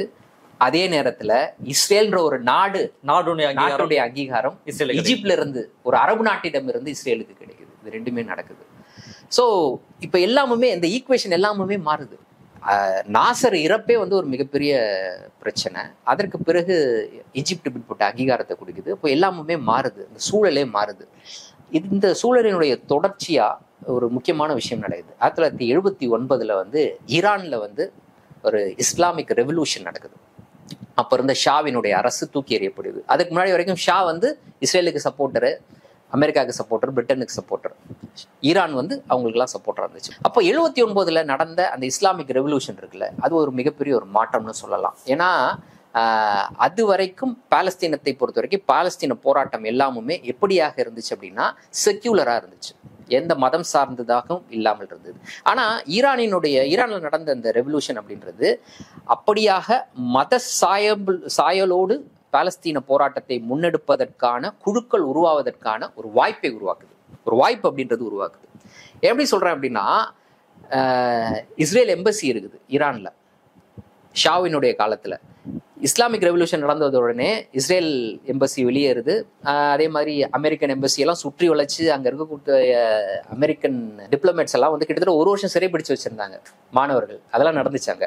இப்போ ஈரான் என்ன பண்ணுதுன்னா, இஸ்ரேல் எம்பசி இருந்த இடத்த, அந்த பில்டிங்கை பிஎல்ஓ கிட்ட கொடுக்குது, உங்களுடைய தலைமையகமா வச்சுக்கோங்க அப்படின்னு சொல்லிட்டு. எப்படி சிம்பாலிக்கான மாற்றம் பாது. ஸோ அப்படியாக அப்போ ஈரானை பொறுத்த வரைக்கும் ஒரு ஷியா மெஜாரிட்டி கண்ட்ரி, நடந்தது இஸ்லாமிக் ரெவல்யூஷன். ஸோ இஸ்லாமிக் வேல வந்து ஒரு ஸ்ட்ரகிள் முன்னெடுத்து போச்சுன்னா அதை ஆதரிக்க ஈரான் தயாராக இருந்தது. அந்த சமயத்துல பாத்தீங்கன்னா லெபனான்ல பிஎல்ஓனுடைய அந்த வீழ்ச்சி தொடங்குது. எப்படி தொடங்குது அப்படின்னா, உள்நாட்டுக்குள்ள 1975 லெபனானுக்குள்ள வந்து உள்நாட்டு கலவரம், உள்நாட்டு போர் வெடிக்குது. நான் ஏற்கனவே சொன்னல, அவங்க ஒரு காம்ப்ளெக்ஸ் அவங்களுக்குள்ள அடிச்சுக்கிறாங்க. உள்நாட்டு போர், ஒரு ஸ்ட்ராங்கான கவர்மெண்ட் இல்ல, யார் கை ஓங்குது, கிறிஸ்துவ ஆயுத குழுக்கள், இந்த பக்கம் ஷியா ஆயுத குழுக்கள், சன்னி ஆயுத குழுக்கள், இவர்களோட பிஎல்ஓ, இவங்க எல்லாருமே சேர்ந்து உங்களே அடிச்சுக்கிறாங்க. இந்த மாதிரியான ஒரு சண்டை நடக்குது. அப்போ 78 இஸ்ரேல் லெபனானுக்குள்ள புகுந்து ஒரு தாக்குதல் நடத்துது. அதற்கு பிறகு 82 திருப்பி உள்ள புகுந்து அந்த தாக்குதல் நடக்குது. அந்த தாக்குதல் அப்படின்றது இனிமேல் பிஎல்ஓ லெபனான்ல செயல்பட முடியாத ஒரு சூழல் ஏற்படுது. அப்ப லோக்கல்ல இருக்கக்கூடிய எல்லாருமே வந்து பிஎல்ஓ கிட்ட நீங்க தயவு செய்து இங்க வந்து கிளம்புங்க அப்படின்ற மாதிரி உள்ள இருக்கக்கூடிய அங்க இருக்கக்கூடிய ஆயுத குழுக்களே சொல்லக்கூடிய ஒரு சூழல் உருவாகுது. அப்போ இன்னைக்கு பிஎல்ஓ கிளம்பி போகுது. ஏற்கனவே ஜோர்டான்ல இருந்து வெளியேறிச்சு, இப்போ லெபனான்ல இருந்து வெளியேறக்கூடிய சூழல். அடுத்து எங்க போறது அப்படின்னு பாத்தீங்கன்னா துனிஷியா, நார்த் ஆப்பிரிக்கன் கண்ட்ரி. அது வந்து கிட்டத்தட்ட இஸ்ரேல்ல இருந்து பாத்தீங்கன்னா ஒரு 1500 கிலோமீட்டர் தூரத்துல இருக்கக்கூடிய ஒரு கண்ட்ரி. அங்க பேச வச்சு என்ன பிரயோஜனம்? இதுவரைக்கும் அவங்களுக்கு பேஸே எதுக்கு தேவை? இஸ்ரேல்ல கொரில்லா யுத்தம் நடத்தணும் அப்படின்றது. அப்போ அது இஸ்ரேலோட பார்டரை ஷேர் பண்ணக்கூடிய கண்ட்ரீஸ்ல பேஸ் இருந்தால் தான் சரி. துனிஷியால பேஸ் வச்சு என்ன பிரயோஜனம்? இப்போ துனிஷியாவுக்கு போகுது. முதல் முறையாக PLOவுக்கும் உள்ள இருக்க பாலஸ்தீன மக்களுக்கும் இடையிலான அந்த இடைவெளி அதிகமாகுது. ரொம்ப சரியா சொன்னேன், இந்த இடைவெளி அதிகமாகுது. அதே சமயத்துல இஸ்லாமிக் ரெவல்யூஷன் நடந்ததன் காரணமாக புதிய இஸ்லாமிய அமைப்புகள் உருவாவதற்கான வாய்ப்பு உண்டாகுது. அதான் ஆயுத குழு பக்கத்துல இல்ல, PLO பக்கத்துல இல்லை அப்படின்ற போது இஸ்ரேலினுடைய அந்த அடக்குமுறை, பாலஸ்தீன மக்களுக்கு எதிரான அடக்குமுறை அதிகமாகுது. பல இடங்கள்ல வந்து இஸ்ரேல் இராணுவம் செக் போஸ்ட்டை உருவாக்குது. இதை கடந்துதான் மக்கள் போயே ஆகணும். அவங்களுடைய அன்றாட வாழ்க்கை அவ்வளவு மோசமான ஒரு நிலைக்கு தள்ளப்படுது. அவர்களை பாதுகாத்த ஆயுத குழு அவங்களோட இன்னைக்கு இல்லை, தூரத்துல இருக்கிறாங்க, அங்கிருந்து செயல்பட்டு இருக்காங்க. என்ன பண்றது அப்படின்ற மாதிரி சூழல் இப்போ உருவாகுது. பாலஸ்தீன மக்களினுடைய முதல் எழுச்சி 1987 தொடங்குது. அதாங்க பாலஸ்தீன நடக்குதா? பாலஸ்தீன்ல நடக்குது. மக்களாக எந்த ஒரு ஆயுத குழு, எந்த ஆயுத குழுவுடைய தலைமையிலையும் அது நடக்கல. மக்களாக அந்த எழுச்சி, முதல் எழுச்சி. இந்த இன்டிஃபடாத் வந்து பாலஸ்தீனுடைய அந்த வரலாற்றுல ரொம்ப முக்கியமான குறிப்பிடக்கூடிய ஒரு நிகழ்வு. வெறும் சாதாரண கற்களை பயன்படுத்தி அந்த மக்கள் இராணுவத்தை துரத்தி அடிக்கிறார்கள். கற்களை பயன்படுத்தி, சாதாரண கற்களை பயன்படுத்தி இராணுவம் பயந்து ஓடுது. அப்ப ராணுவம் இப்போ வந்து இஸ்ரேலை பொறுத்த வரைக்கும் ஒரு பாலஸ்தீன் வில் பி ஃப்ரீன்னு ஒரு பாட்டு பார்த்துருக்கேன். அது ஒரு ஃபேமஸ் ஒரு பாலஸ்தீனிய ஒரு பாட்டு. அது பாலஸ்தீன் விடுதலையை பத்தின பாட்டு. அது வந்து இதுதான், ஒரு சின்ன பொண்ணு வந்து ஒரு கல்லை வச்சு ஒரு மிகப்பெரிய டேங்கை அடிக்கும். அவன் அந்த டேங்க் வந்து ஏத்த வருவான், ஒரு சின்ன பொண்ணு கல்லை வச்சு நின்றுட்டு இருக்கும். அதோட தான் இந்த ரொம்ப பயங்கரமா இருக்கும் அந்த பாட்டு. இப்போ இதுல இருந்தா இன்ஸ்பிரேஷன் எனக்கு தெரியல. கண்டிப்பா அதுதான் இன்ஸ்பிரேஷன் சொல்ல முடியும். ஏன்னா அந்த சமயத்துல இஸ்ரேலுக்கு ஒரு கதை இருக்கு தெரியல, டேவிட் வந்து வெறும் கல்லை வச்சு கோலியாத்தை வீழ்த்தினாருன்னு. அதாவது யூதர்கள் பாலஸ்தீனியர்களை கல்லை வைத்து வீழ்த்தினார்கள்னு. இப்போ அதே கல்லை வைத்து பாலஸ்தீனியர்கள் யூதர்களை வீழ்த்தக்கூடிய அந்த ஒரு நிகழ்வு தான் அது. அப்படியாக தான் அதை நம்ம பார்க்கணும். இஸ்ரேல் ஒரு நெருக்கடியில இருக்கு. ஏற்கனவே PLO ரொம்ப தூரத்துல இருக்கு, மக்களிடமிருந்து பிரிந்து இருக்கு. PLO எல்லாரும் ஏறக்குறைய மறக்கக்கூடிய ஒரு சூழல் உருவாயிடுச்சு. மக்கள் எழுச்சி நடக்குது. இங்க ஒரு மக்கள் எழுச்சி நடக்குது. இப்போ என்ன பண்றாங்க, இஸ்ரேலுக்கு ஒரு தேவை இருக்கு, இந்த எழுச்சியை கட்டுப்பாட்டு கீழே கொண்டு வரணும். PLOக்கு ஒரு தேவை இருக்கு, தான் பாலஸ்தீன விடுதலைக்கான ஒரு தலைமை பொறுப்புல இருக்கிறோம் அப்படின்றத நிறுவ வேண்டிய தேவை இருக்கு, மறுபடியாக நிறுவ வேண்டிய தேவை இருக்கு. அந்த சமயத்துல ஹமாஸ் அப்படின்ற ஒரு அமைப்பும் உருவாகுது. முதல் முறையாக ஒரு மத ரீதியான, இது அந்த 79-80 உருவாயிடுச்சு. 57 அந்த இன்டிஃபடாரோட சேர்த்து இதுவும் உருவாகுது. ஸோ ஹமாஸ்ன்ற ஒரு அமைப்பு உருவாகுது. மத ரீதியாக பாலஸ்தீன விடுதலை கோரக்கூடிய ஒரு அமைப்பு அப்படின்னு உருவாகுது. அப்போ இது ஒரு மிகப்பெரிய சிக்கல். அப்போ இந்த சமயத்துல ஹமாஸினுடைய உருவாக்கம் அப்படின்றது இஸ்ரேலால் மறைமுகமாக ஆதரிக்கப்படுது. ஏன்னா இஸ்ரேலை பொறுத்த வரைக்கும் PLO ஒரு செக்யூலர் அமைப்பாக இருக்கிறது. PLOக்கு எதிராக ஏதாவது குற்றம் சுமத்தணும்னா அவங்க செய்யக்கூடிய இந்த மாதிரி தாக்குதலை வைத்து அவர்கள் தீவிரவாத அமைப்புகள் தான் சொல்ல முடிஞ்சதே தவிர மத தீவிரவாதம் அப்படின்னு சொல்றதுக்கான வாய்ப்பே இல்லாமல் இருந்தது. அந்த காலகட்டத்தில் ஏறக்குறைய இந்த மத தீவிரவாதம்ன்ற கான்செப்டே இல்லைன்னு நினைக்கிறேன். அதற்கு பிறகு உருவாகுது. பட் ஆனா அவங்க யோசிக்கிறாங்க, மத தீவிரவாதம் அப்படின்ற ஒரு விஷயத்தை வைத்தால் கூடுதலான ஒரு பலம் அவர்களுக்கு கிடைக்கும் அப்படின்றது. எல்லாரும் கைவிடுவாங்க, எல்லாருமே அவங்க கைவிடுறதுக்கான வாய்ப்பு இருக்கு. அதனால ஹமாஸ் வந்து என்கரேஜ். அப்ப ஹமாஸ் எப்படி என்கரேஜ் பண்ணுதுன்னா, டைரக்டா ஹமாஸுக்கு ஆயுதம் கொடுத்து டைரக்டா ஹமாஸ்க்கு ஃபினான்ஸ் பண்ணி அந்த மாதிரி ஹமாஸ் வந்து யூதர்களிடமிருந்து பணம் வாங்கினதெல்லாம் கிடையாது. ஆனா ஹமாஸ் உருவாக்கத்தை மறைமுகமாக இஸ்ரேல் எப்படி ஆதரிக்குதுன்னா, ஹமாஸ் ஒரு தாக்குதல் நடத்துச்சுன்னா, இல்ல ஹமாஸ் உடைய தலைவர்கள் வந்து அவங்களோட மூவ்மெண்ட் இருந்துச்சுன்னா கண்டுக்காம விட்டுரும். பெரிய அளவுக்கு அவங்களுக்கு எதிரான அடக்குமுறை இருக்காது இஸ்ரேல் தரப்பு. ஈஜிப்ட்ல போய் இதே PLO செஞ்சுச்சுன்னா, PLO கீழே செயல்படக்கூடிய அமைப்புகள்லாம் வந்து அந்த வேலையை செஞ்சுன்னா உடனடியாக அவங்களுக்கு எதிராக தாக்குதல், உடனடியாக அவங்க மேல அடக்குமுறை அப்படின்றது நடந்துச்சு. அப்போ ஹமாஸும் உருவாகுது. அப்போ PLOக்கு ஒரு தேவை இருக்குது. இஸ்ரேலை பொறுத்த வரைக்கும் இன்டிஃபதாத்தை அவங்களால கட்டுப்படுத்த முடியல. அப்போ என்ன பண்றாங்க, ஒரு பேச்சுவார்த்தைக்கு கூப்பிடுறாங்க. PLO ஒத்துக்குது. அதற்கு முன்னரே வந்து மறைமுகமாக யாசர் அராஃபத் தன்னுடைய தூதுவர்களை அனுப்பி இஸ்ரேலோடு பேச்சுவார்த்தை நடத்துவதற்கு நார்வே நாடினார் அப்படின்றதெல்லாம் இருக்குது. மறைமுகமாக ஒரு பக்கம் பேச்சுவார்த்தை நடத்துறதுக்கான அந்த இது நடந்துகிட்டு இருந்துச்சு அப்படின்னு சொல்லிட்டு அது அஃபிஷியலா மாறுது. அப்போதான் ஆஸ்லோ அக்கார்டுன்னு சொல்லுவாங்க. அதுதான் அந்த ஆஸ்லோ அக்கார்டு அப்படின்றது PLO, இஸ்ரேல், யாரோட மீடியேஷன்ல நடக்குதுன்னா நார்வேயோட மீடியேஷன்ல. எங்க நடக்குது அப்படின்னா எங்க இந்த சைனிங் செரிமனி எங்க நடக்குதுன்னா அமெரிக்காவில் நடக்குது. பில் கிளின்டன் தான் வந்து அப்போ அமெரிக்காவுடைய அதிபர். இப்போ முதல் முறையாக யாசர் அரஃபத்தும் இஸ்ரேலினுடைய அதிபரும் நேரில் சந்திச்சுக்கிறாங்க, கை குலுக்கிக்கிறாங்க. இஸ்ரேல் அப்படின்ற ஒரு நாட்டினுடைய இருப்பை அங்கீகரிக்குது பிஎல்ஓ. பிஎல்ஓக்கு ஒரு நெருக்கடி இருந்துச்சு. நான் சொன்னேன்ல, தான் வந்து அந்த போராட்டத்தினுடைய தலைமை பொறுப்புல இருக்கிறோன்ட்டு. மக்கள் பிஎல்ஓ மறந்துட்டாங்கன்னு சொல்ல முடியாது. மக்களுக்கும் பிஎல்ஓக்கும் இடையில ஒரு மிகப்பெரிய கேப் உருவாகுது. அந்த கேப்பை ஃபில் பண்ண வேண்டிய தேவை இருக்கு. தான் மக்களுடைய பிரதிநிதின்னு சொல்ல வேண்டியது இருக்கு. இந்த எழுச்சியை முடிவுக்கு கொண்டு வர வேண்டிய தேவை இஸ்ரேலுக்கு இருக்கு. அப்போ இந்த பேச்சுவார்த்தைக்கு 2 தரப்பும் ஒத்துக்கிறாங்க, வந்துடுறாங்க, சைன் போட்டுறாங்க, கையெல்லாம் குளிக்கிறாங்க. ஆஸ்லோ அக்கார்டு வந்து சைன் ஆகுது. இது வந்து பாலஸ்தீனிய விடுதலை போராட்டத்தில் ஒரு மிகப்பெரிய டேர்னிங் பாயிண்ட்.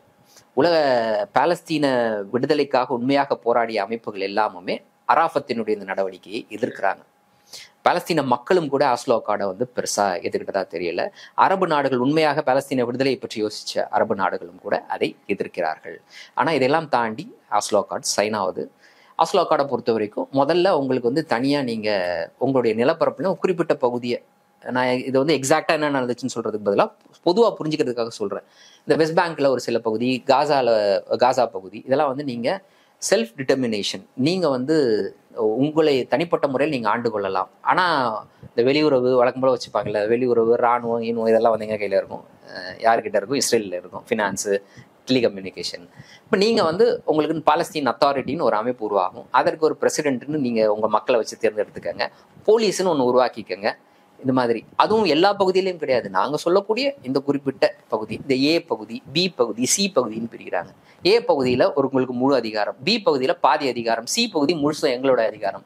இந்த மாதிரி பிரித்து இது வந்து ஒரு குறிப்பிட்ட வருஷத்துக்கு மட்டும்தான். அதற்கு பிறகு மீண்டும் உட்கார்ந்து நம்ம பேச்சுவார்த்தை நடத்துவோம். எதை பற்றி அப்படின்னா சுதந்திர பாலஸ்தீனம் பற்றி, தனி நாடு உருவாக்கத்தை பற்றி நம்ம பேச்சுவார்த்தை நடத்துவோம். அப்போ ஃபர்ஸ்ட் டைமா அந்த 2 ஸ்டேட் சொல்யூஷன் சொல்லி உலக அளவில் பேசப்பட்டு வந்த அந்த வார்த்தையை பிஎல்ஓ ஏற்றுக்கொள்கிறது. 2 நாடுகள். அதுக்கு முன்னாடி வரைக்கும் பிஎல்ஓட ஸ்டாண்டு இஸ்ரேல் ஒரு நாடே கிடையாது, அந்த நாடு முழுவதும் பாலஸ்தீனர்களுக்கு சொந்தம் அப்படின்றது தான். இப்போ முதல் முறையாக அவங்க இஸ்ரேலோட நாடு இருக்கட்டும், அவங்கள அதோடு சேர்ந்து நாங்கள் பாலஸ்தீனம் இன்னொரு நாடு இருக்கிறோம்னு வந்து ஒத்துக்கிறாங்க. அப்போது ஹமாஸினுடைய வளர்ச்சி, ஹமாஸினுடைய எழுச்சி இந்த இடத்துல இருந்து தான் தொடங்குதுன்னு வச்சுக்கோங்க, பிஎல்ஓனுடைய இதில். அப்போ வழக்கம் போல் கொடுத்த வாக்குறுதியை இஸ்ரேல் மதிக்கவில்லை. இஸ்ரேல் தொடர்ந்து வந்து அந்த வாக்குறுதியை மீறக்கூடிய வேலைகளை தொடர்ந்து செய்து கொண்டே இருக்கிறது. அப்போதான் 2000 ஆண்டுல செகண்ட் இன்டிஃபடா நடக்குது. 2வது பேரெழுச்சி, பாலஸ்தீனோட பேரெழுச்சி நடக்குது. அந்த பேரெழுச்சியினுடைய முடிவுல மீண்டும் ஒரு பேச்சுவார்த்தை. இந்த பேரெழுச்சி நடந்து கொண்டிருந்த சமயத்திலேயே யாசர் அரஃபத் இறந்து போயிடுறாரு. 2004 இறந்து போயிடுறாரு. அதற்கு பிறகு நடந்த விஷயங்கள் எல்லாமே நாம இப்ப நம்ம பார்த்துட்டு இருக்கக்கூடிய விஷயம் தான். நாளைக்கு அப்புறம் பிஎல்ஓ மொத்தமா முடிஞ்சிருச்சு. பிஎல்ஓ பொறுத்த வரைக்கும் பிஎல்ஓ முடிஞ்சிச்சுன்னு சொல்ல முடியாது. பிஎல்ஓக்கு வந்து 2006 ஒரு எலெக்ஷன் நடக்குது. 2வது பேரெழுச்சியினுடைய முடிவுல நடந்த பேச்சுவார்த்தை. அந்த பேச்சுவார்த்தையின் அடிப்படையில ஆஸ்லோ அக்கார்டை நாங்க நடைமுறைப்படுத்துறோம்னு சொல்லிட்டு எலெக்ஷனை நடத்திக்கங்க அப்படின்னு சொல்லி சொல்றாங்க. எலெக்ஷன் நடத்துது பார்த்தோன்னா பிஎல்ஓ தலைமையில, பிஎல்ஓடைய ஒரு முக்கியமான பொறுப்புல இருந்த ஃபட்டா, முக்கியமான நிலையில இருந்த ஃபட்டா வந்து மிகப்பெரிய தோல்வியை சந்திக்குது.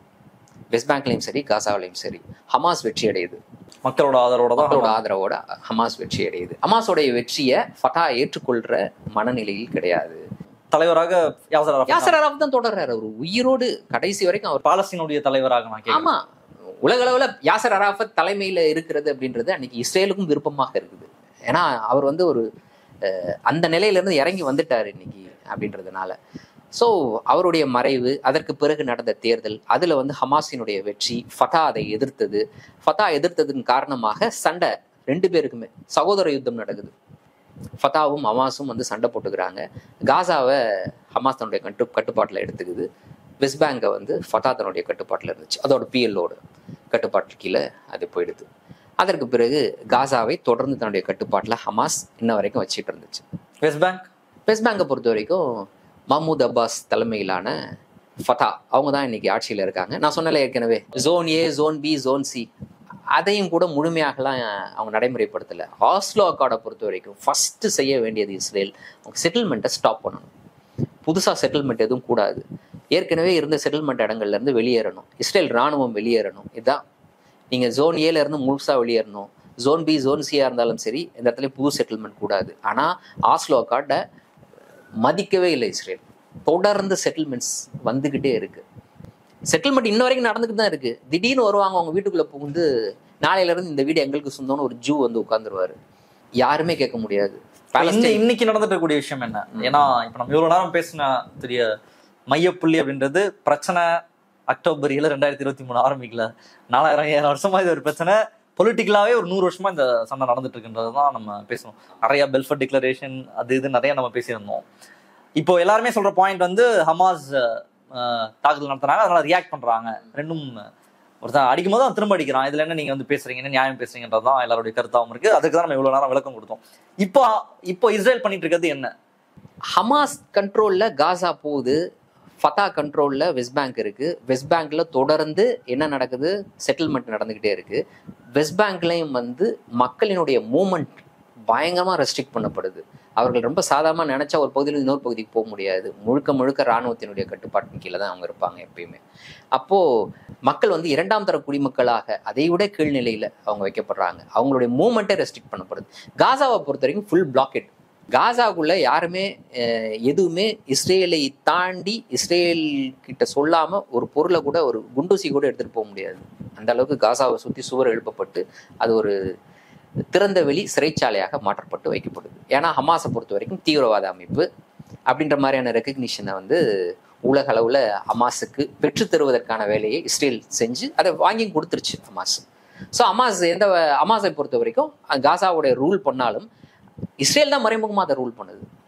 அது காசாக்குள்ள என்ன போகணும் வரணும் அப்படின்றத அதுதான் முடிவு பண்ணுது. ஒரு உதாரணத்துக்கு ஒன்று சொல்கிறேன்.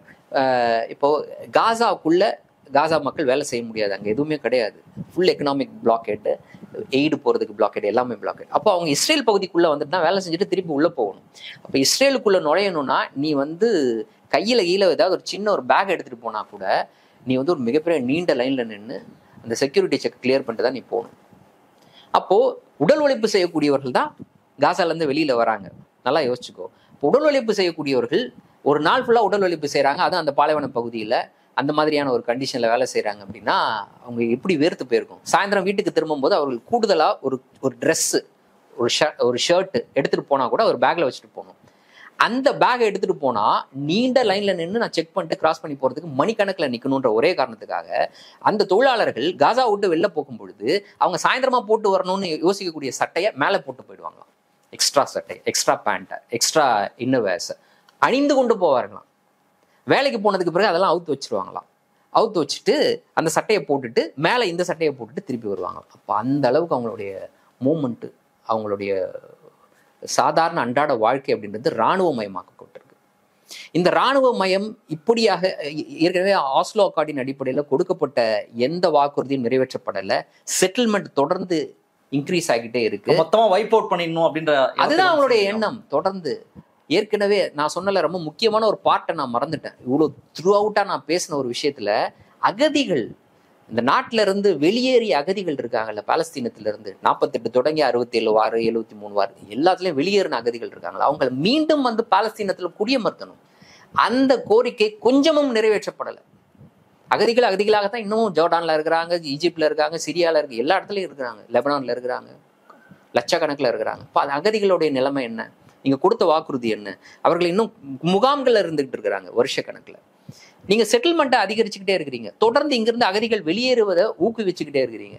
நாங்கள் எங்களுடைய தேசத்தை ஆளுவதற்கு நீங்கள் அனுமதிக்க மாட்டீங்க. எங்களுக்கு வந்து கூடுதலா இப்போ தீவிரவாத பட்டம் பெற கொடுத்துருக்கிறீங்க. ஸோ இந்த மாதிரியான ஒரு நெருக்கடியில தான் காசா மக்கள் இருந்துட்டாங்க. ஒன்றும் சந்தோஷமாலாம் இல்லை. திடீர்னு ஏன் 2023 அக்டோபர் 7 அப்படிப்பட்ட ஒரு தாக்குதல் நடத்த வேண்டிய தேவை? அந்த தாக்குதலை நம்ம ஆதரிக்கல. அந்த தாக்குதல் நடத்தப்பட்ட விதத்தை நம்ம ஆதரிக்கல.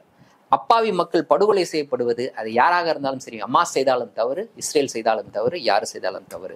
பட் எதன் அடிப்படையில அப்படிப்பட்ட ஒரு முடிவுக்கு, அது ஒரு தவறான முடிவாக இருந்தாலும் அந்த முடிவுக்கு அவர்கள் வந்து சேர எது காரணமாக இருந்தது?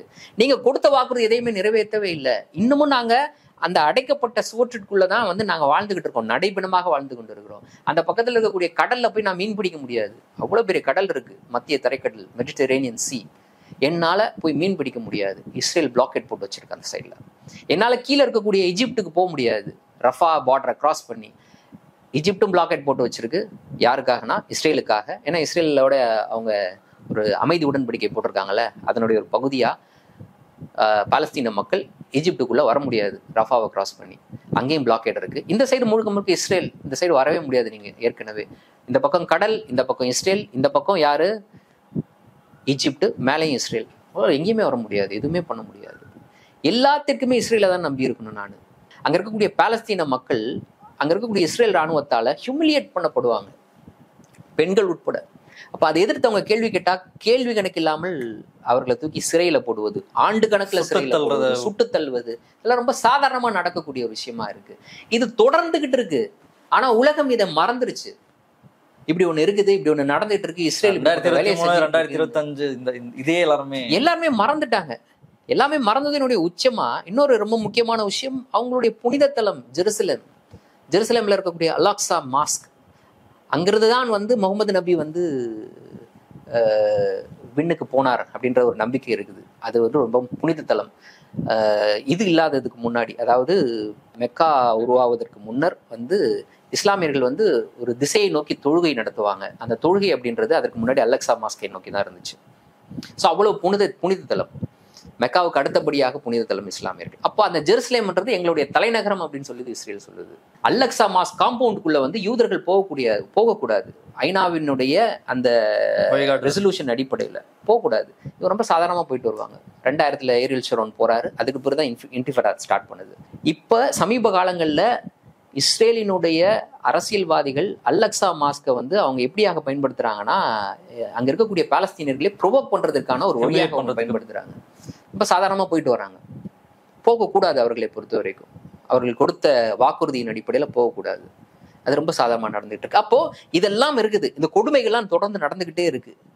ஆனா இதை கண்டுக்காம இருக்கிறதுன்றதை தாண்டி இஸ்ரேல் அரசோடு அரபு நாடுகள் ஆப்ரஹாம் அக்கார்ட் அப்படின்ற பேர்ல ஒப்பந்தம் போட ஆரம்பிச்சிட்டாங்க. அவங்களோட சகஜமா இஸ்ரேலினுடைய இருப்பை சகஜமாக்கி அங்கீகரித்து அவர்களோட ட்ரேட் நடத்துறதுக்கு, அவங்களோட வணிகத்தை நடத்துவதற்கு அளவுக்கு அரபு நாடுகள் தொடர்ந்து என்ன சைன் பண்றாங்க, இந்த மாதிரியான ஆப்ரஹாம் அக்கார்டுன்ற பேர்ல சைன் பண்ணிக்கிட்டே இருக்கிறாங்க. பஹ்ரைன் சைன் பண்ணுது, UAE சைன் பண்ணுது. அடுத்து சவுதி சைன் பண்றதுக்கான பேச்சுவார்த்தை நடந்துட்டு இருக்கு. சவுதியும் சைன் பண்ணிச்சா முடிஞ்சிருச்சு, அவ்வளவுதான். இதுக்குள்ள ஏற்கனவே யாருமே அவங்க சப்போர்ட்லாம் பட் குறைந்தபட்சம் இஸ்ரேலினுடைய இருப்பை அவர்கள் எதிர்த்துக்கிட்டு இருக்கிறாங்கல்ல. இன்னொரு பாலஸ்தீனம்ன்ற ஒரு நாடு உருவாகணும்ன்ற அந்த பேச்சுவார்த்தையான நடந்துகிட்டு இருக்குல்ல. அந்த கான்செப்டாவது இருக்குதுல்ல. பாலஸ்தீனம்ன்ற ஒரு நாடு உருவாகணும், இஸ்ரேல் அதை ஆக்கிரமிச்சு வச்சிருக்கு, அதன் அடிப்படையில் நாங்கள் எதிர்ப்பு தெரிவிக்கிறோம், அதனோடு எந்த உறவும் கூடாதுன்ற ஒரு நிலைப்பாட்டில் இருக்கோம் அப்படின்றது, அந்த நிலைப்பாடு இருக்குல்ல, அதுவாவது ஒரு மாரல் சப்போர்ட்டை அந்த பாலஸ்தீன மக்களுடைய விடுதலை போராட்டத்திற்கு கொடுத்துக்கிட்டு இருந்துச்சுல்ல. அந்த மாரல் சப்போர்ட்டும் இல்லாத அளவுக்கு இவங்க என்ன பண்றாங்க, நார்மலைஸ் பண்றாங்க இஸ்ரேல் இருக்கிறத. அந்த வேலைகளை அவங்க செஞ்சுக்கிட்டு இருக்காங்க, சைன் பண்றதுக்கு ஆயத்தமாயிட்டுறது. அந்த சமயத்துல தான் அந்த 2023 அக்டோபர் 7 தாக்குதல் அப்படின்றது நடத்தப்பட்டது. மறுபடியும் சொல்றேன், அந்த தாக்குதல் நடத்தப்பட்ட விதம், அப்பாவி மக்கள் மீது நடத்தப்பட்ட தாக்குதலை நாம் கண்டிக்கிறோம். பட் அப்படிப்பட்ட ஒரு தாக்குதல் நடைபெறுவது அப்படின்றது எதற்காக நடைபெற்றது? அந்த தாக்குதலோடு தான் அப்போதுதான் பாலஸ்தீனியர்களுக்கும் இஸ்ரேலருக்கும் இடையில பிரச்சனை தொடங்குச்சுன்னு சொல்றவங்க. இதுக்கு முன்னாடி ஒரு 4000 வருஷம் வரலாறு இருக்கு. தயவுசெய்து இதை பாருங்க, பாலஸ்தீனியர்களுடைய நிலைமையை பாருங்க. உண்மையிலே சொல்ல போனா அந்த நிலப்பரப்பை பொறுத்த வரைக்கும் நாம இந்த ஒட்டுமொத்த வரலாறை பார்க்கும் பொழுது கிட்டத்தட்ட 1300 வருஷம் பாலஸ்தீனியர்கள், அரபியர்கள் அங்க இருந்திருக்காங்க. அதற்கான வரலாறு இருக்கு, அது அவங்களே ஒத்துப்பாங்க. நீங்க எத்தனை வருஷம் இருந்தீங்க? யூதர்கள்னு சொல்லக்கூடியவர்கள் எத்தனை வருஷம் அங்க இருந்தாங்க? இப்போ யார் அதிக வருஷம் இருந்தாங்க, யார் குறைவான வருஷம் இருந்தாங்கலாம் நம்ம அதெல்லாம் பேச வரல. பட் ஒரு 1300 ஆண்டு தொடர்ச்சியாக அந்த நிலப்பரப்புல வாழ்ந்த மக்கள் இன்னைக்கு வெளியேற்றப்படுறாங்க. அதான் கானான் தேசத்துக்கு யூதர்கள் வர்றதுக்கு முன்னாடி, அதாவது கடவுள் அனுப்புறாருல ஆப்ரஹாம் அனுப்புறதுக்கு முன்னாடி அங்க மக்கள் இருந்தாங்க. அவங்களுடைய வழித்தோன்றலாக கூட இப்போது இருக்கக்கூடிய அரேபியர்கள் இருக்கிறதுக்கு வாய்ப்பு இருக்கு. அப்படி பார்க்க போனா அதை விட அதிகம் தான்.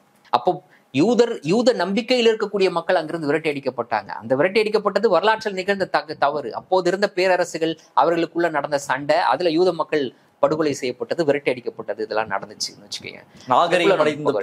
நாகரீகம் அடைந்ததற்கு பிறகு யோசிச்சு பாரு, இப்படியோட மக்கள் பேரழிவு அப்படின்றது நடத்தப்படுவதை எந்த வகையில ஏற்றுக்கொள்ள முடியும்? அப்போது இப்போ நம்ம இருக்கக்கூடிய சூழல், இந்த சமயத்துல இப்போ நம்ம பேசிட்டு இருக்கக்கூடிய இந்த நேரத்துல 3 மாதங்களாக அந்த மக்களுக்கு உணவு போய் சேரல, குடிநீர் போய் சேரல. இன்னைக்கு வந்து சேவ் நாசர் ஹாஸ்பிட்டல் அப்படின்னு சொல்லி ஒரு ஹேஷ்டாக் ட்ரெண்ட் பண்றாங்க. ஒட்டுமொத்தமாக எல்லா மருத்துவமனைகளும் இன்னைக்கு வீழ்த்தப்பட்டிருக்கு, தீக்கிரையாக்கப்பட்டிருக்கு, குண்டு திரையாக்கப்பட்டிருக்கு. யூனிவர்சிட்டிஸ் எல்லாம் எப்படி அடிப்படையாக கிடைக்க வேண்டிய எனக்கு மருத்துவம் கிடைக்கல, சாப்பாடு கிடைக்கல, 3வது தான் கல்வி.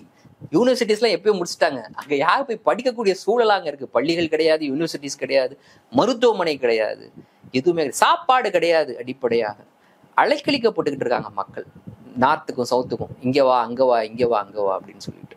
ஸோ இது ரொம்ப ஒரு மோசமான ஒரு சூழல். இறைவனின் பெயரால் அப்படின்றது ஒரு பேரழிவை, ஒரு மக்களுக்கு எதிராக நீங்க வந்து ஒரு இன அழிப்பை நடத்துவதை இறைவனின் பெயரால் நடத்துறீங்க அப்படின்னா அதை நம்ம எப்படி இதை பார்க்கணும்னு யோசிப்பாரு. இத்தனைக்கும் நீங்க வந்து இப்படிப்பட்ட ஒரு இன அழிப்பை சந்தித்தவர்கள், சாதாரண இன அழிப்பு கிடையாது. நீங்கள் சந்தித்தது ஒரு மிகப்பெரிய இன அழிப்பு தான், அதை யாரும் மறுக்க முடியாது. 50 லட்சம் 60 லட்சம் பேர் கொல்லப்பட்டாங்க அப்படின்னா சாதாரணம் கிடையாது. அப்போ இந்த இன அழிப்பை சந்தித்த நீங்கள் அதே மாதிரியான இன அழிப்பை இன்னொரு இனத்திற்கு எதிராக நீங்க நடத்துறீங்க அப்படின்னா உங்களை எப்படி புரிந்து கொள்வது? இஸ்ரேல் மக்கள், யூத மக்கள் எல்லாருமே வந்து இந்த இன அழிப்புக்கு ஆதரவாக சிலர் இல்ல, பலர் போராட்டம் நடத்திட்டு இருக்காங்க. இன்னைக்கு அங்க இருக்கக்கூடிய அரசியல்வாதிகள், இஸ்ரேலினுடைய அரசியல்வாதிகள் எப்படியாக அந்த யூத மக்களின் பேரால் இன்னைக்கு இந்த பாலஸ்தீன மக்களுக்கு எதிராக இப்படிப்பட்ட ஒரு இன அழிப்பை நடத்திக்கிட்டு இருக்காங்க அப்படின்னா அங்க இருக்கக்கூடிய மக்கள் எல்லாரும் அதை ஏற்றுக்கொள்ளவில்லை. உள்ள இன்னைக்கு பெஞ்சமின் நெத்தன்யாகுவுக்கு எதிராக மிகப்பெரிய போராட்டம் நடந்துட்டு இருக்கு. என்னைக்கு பெஞ்சமின் நெத்தன்யாகுவினுடைய அரசு கவிழ்கிறதோ அடுத்த நாளே அவர் சிறையில் அடைக்கப்படுவார். அதனாலதான் இந்த போர் நடக்கணும்னு அவர் இழுத்துக்கிட்டு இருக்கிறார். இந்த போரை, குறிப்பிட்ட இந்த போரை. ஆனா ஒட்டுமொத்தமாக இஸ்ரேல் அரசு, ஜியோனிஸ்ட் மூவ்மெண்ட் யார் பொறுப்புக்கு வந்தாலும் அவர் நீடிப்பது அப்படின்றது ஜியோனிஸ்ட் மூவ்மெண்ட்டினுடைய கட்டுப்பாட்டில் தான் இருக்கு. அங்க இருக்கக்கூடிய ஜியோனிசவாதிகள் அவர்களுடைய கட்டுப்பாட்டில் தான் இருக்குது. அவங்க தான் முடிவு செய்யறாங்க அப்படின்னு. ரொம்ப சாதாரணமா நம்ம வந்து ஒரு இஷ்யூ அட்ரஸ் பண்ணக்கூடாது, இப்பதான் இந்த பிரச்சனை ஆரம்பிச்சதுன்ற அளவுல இது இல்லை. இதுக்கு பின்னாடி இவ்வளவு பெரிய வரலாறு இருக்கு அப்படின்றத பேசுறதுக்கு தான் பேசுவோம். ஏறக்குறைய நம்ம எல்லாத்தையுமே பேசியாச்சுன்னு தான் நினைக்கிறேன். ரொம்ப குறிப்பாக அந்த மண்ணின் மைந்தர்கள், அந்த நாட்டினுடைய மக்கள் எப்படி விரட்டடிக்கப்பட்டு இருக்காங்க, அதுவும் ஒரு நம்ம ரொம்ப நாகரிகமா வாழ்ந்துட்டு இருக்கக்கூடிய காலகட்டத்துல குரல்கள் வருது அங்கிருந்தும் இங்கிருந்துமாக. அவர்களுக்கு ஆதரவான அந்த குரல்கள்லாம் வந்துட்டு தான் இருக்கு. அண்ட் வரலாறை பார்க்கும்போது கண்டிப்பாக எந்த இனம் வீழ்த்தப்படுதோ அது திரும்ப அந்த இடத்த பிடிக்கிறதுன்றதும் வரலாற்றுல இருக்கக்கூடிய ஒரு விஷயமா தான் இருந்திருக்கு. என்ன நடக்குது அப்படின்றத நம்ம பார்ப்போம். ரொம்ப விரிவா 2 பார்ட்டா பேசியிருக்கோம், ரொம்ப டீடைல்டாவும் பேசியிருக்கோம். பார்த்து என்ன சொல்றாங்க, இன்னும் பேச வேண்டியது நிறைய இருக்கு, பல மணி நேரம். நீங்க சொன்னதுல குறிப்பா இன்னொரு முக்கியமான விஷயம் வந்து அந்த யூஎனோட ஐநாவினுடைய திகிட தத்துவம்லாம் என்னென்ன பண்ணியிருக்குன்னு சொன்னீங்க. அதை கூட நம்ம இன்னொரு பாட்காஸ்டா பேசலாம். ரொம்ப விரிவா பேசியிருக்கோம். மக்கள் பார்த்து என்ன சொல்றாங்கன்னு பார்ப்போம். இன்றைய தினம் இந்த 2 பாட்காஸ்ட்லையும் கலந்து உங்களுடைய கருத்துக்களை பகிர்ந்தமைக்கு ரொம்ப நன்றி. வாய்ப்புக்கு நன்றி. ரொம்ப டீடைல்டா பேசியிருக்கோம். உங்களுடைய பார்வை என்ன அப்படின்றதையும் கமெண்ட்ல போடுங்க. வேற ஏதாவது இன்ட்ரெஸ்டிங் டாபிக்ஸ்ல பேசணும் அல்லது வரலாற்று சம்பவங்களை தெரிந்து கொள்ளணும் அப்படின்னா அது என்ன அப்படின்றதையும் கமெண்ட்ல குறிப்பிடுங்க. கண்டிப்பா பரிசீலிக்கிறோம். நன்றி, வணக்கம். அரண்சை நண்பர்களுக்கு வணக்கம். அரண்சை ஊடகம் சுயேட்சையாக இயங்குவதற்காகவே உருவாக்கப்பட்டது. நாம் செய்கிற வேலை உண்மையிலேயே மக்களுக்காக செய்கிறோம் என்பதை நீங்கள் நம்பினால், வாய்ப்பு இருந்தால் இந்த ரேசர் பே QR கோடுக்குள்ளே நீங்கள் வந்து அதை ஸ்கேன் பண்ணி எங்களுக்கு உங்களால் இயன்றதை, விருப்பம் இருந்தால் ஆதரவு தெரிவிக்கலாம்.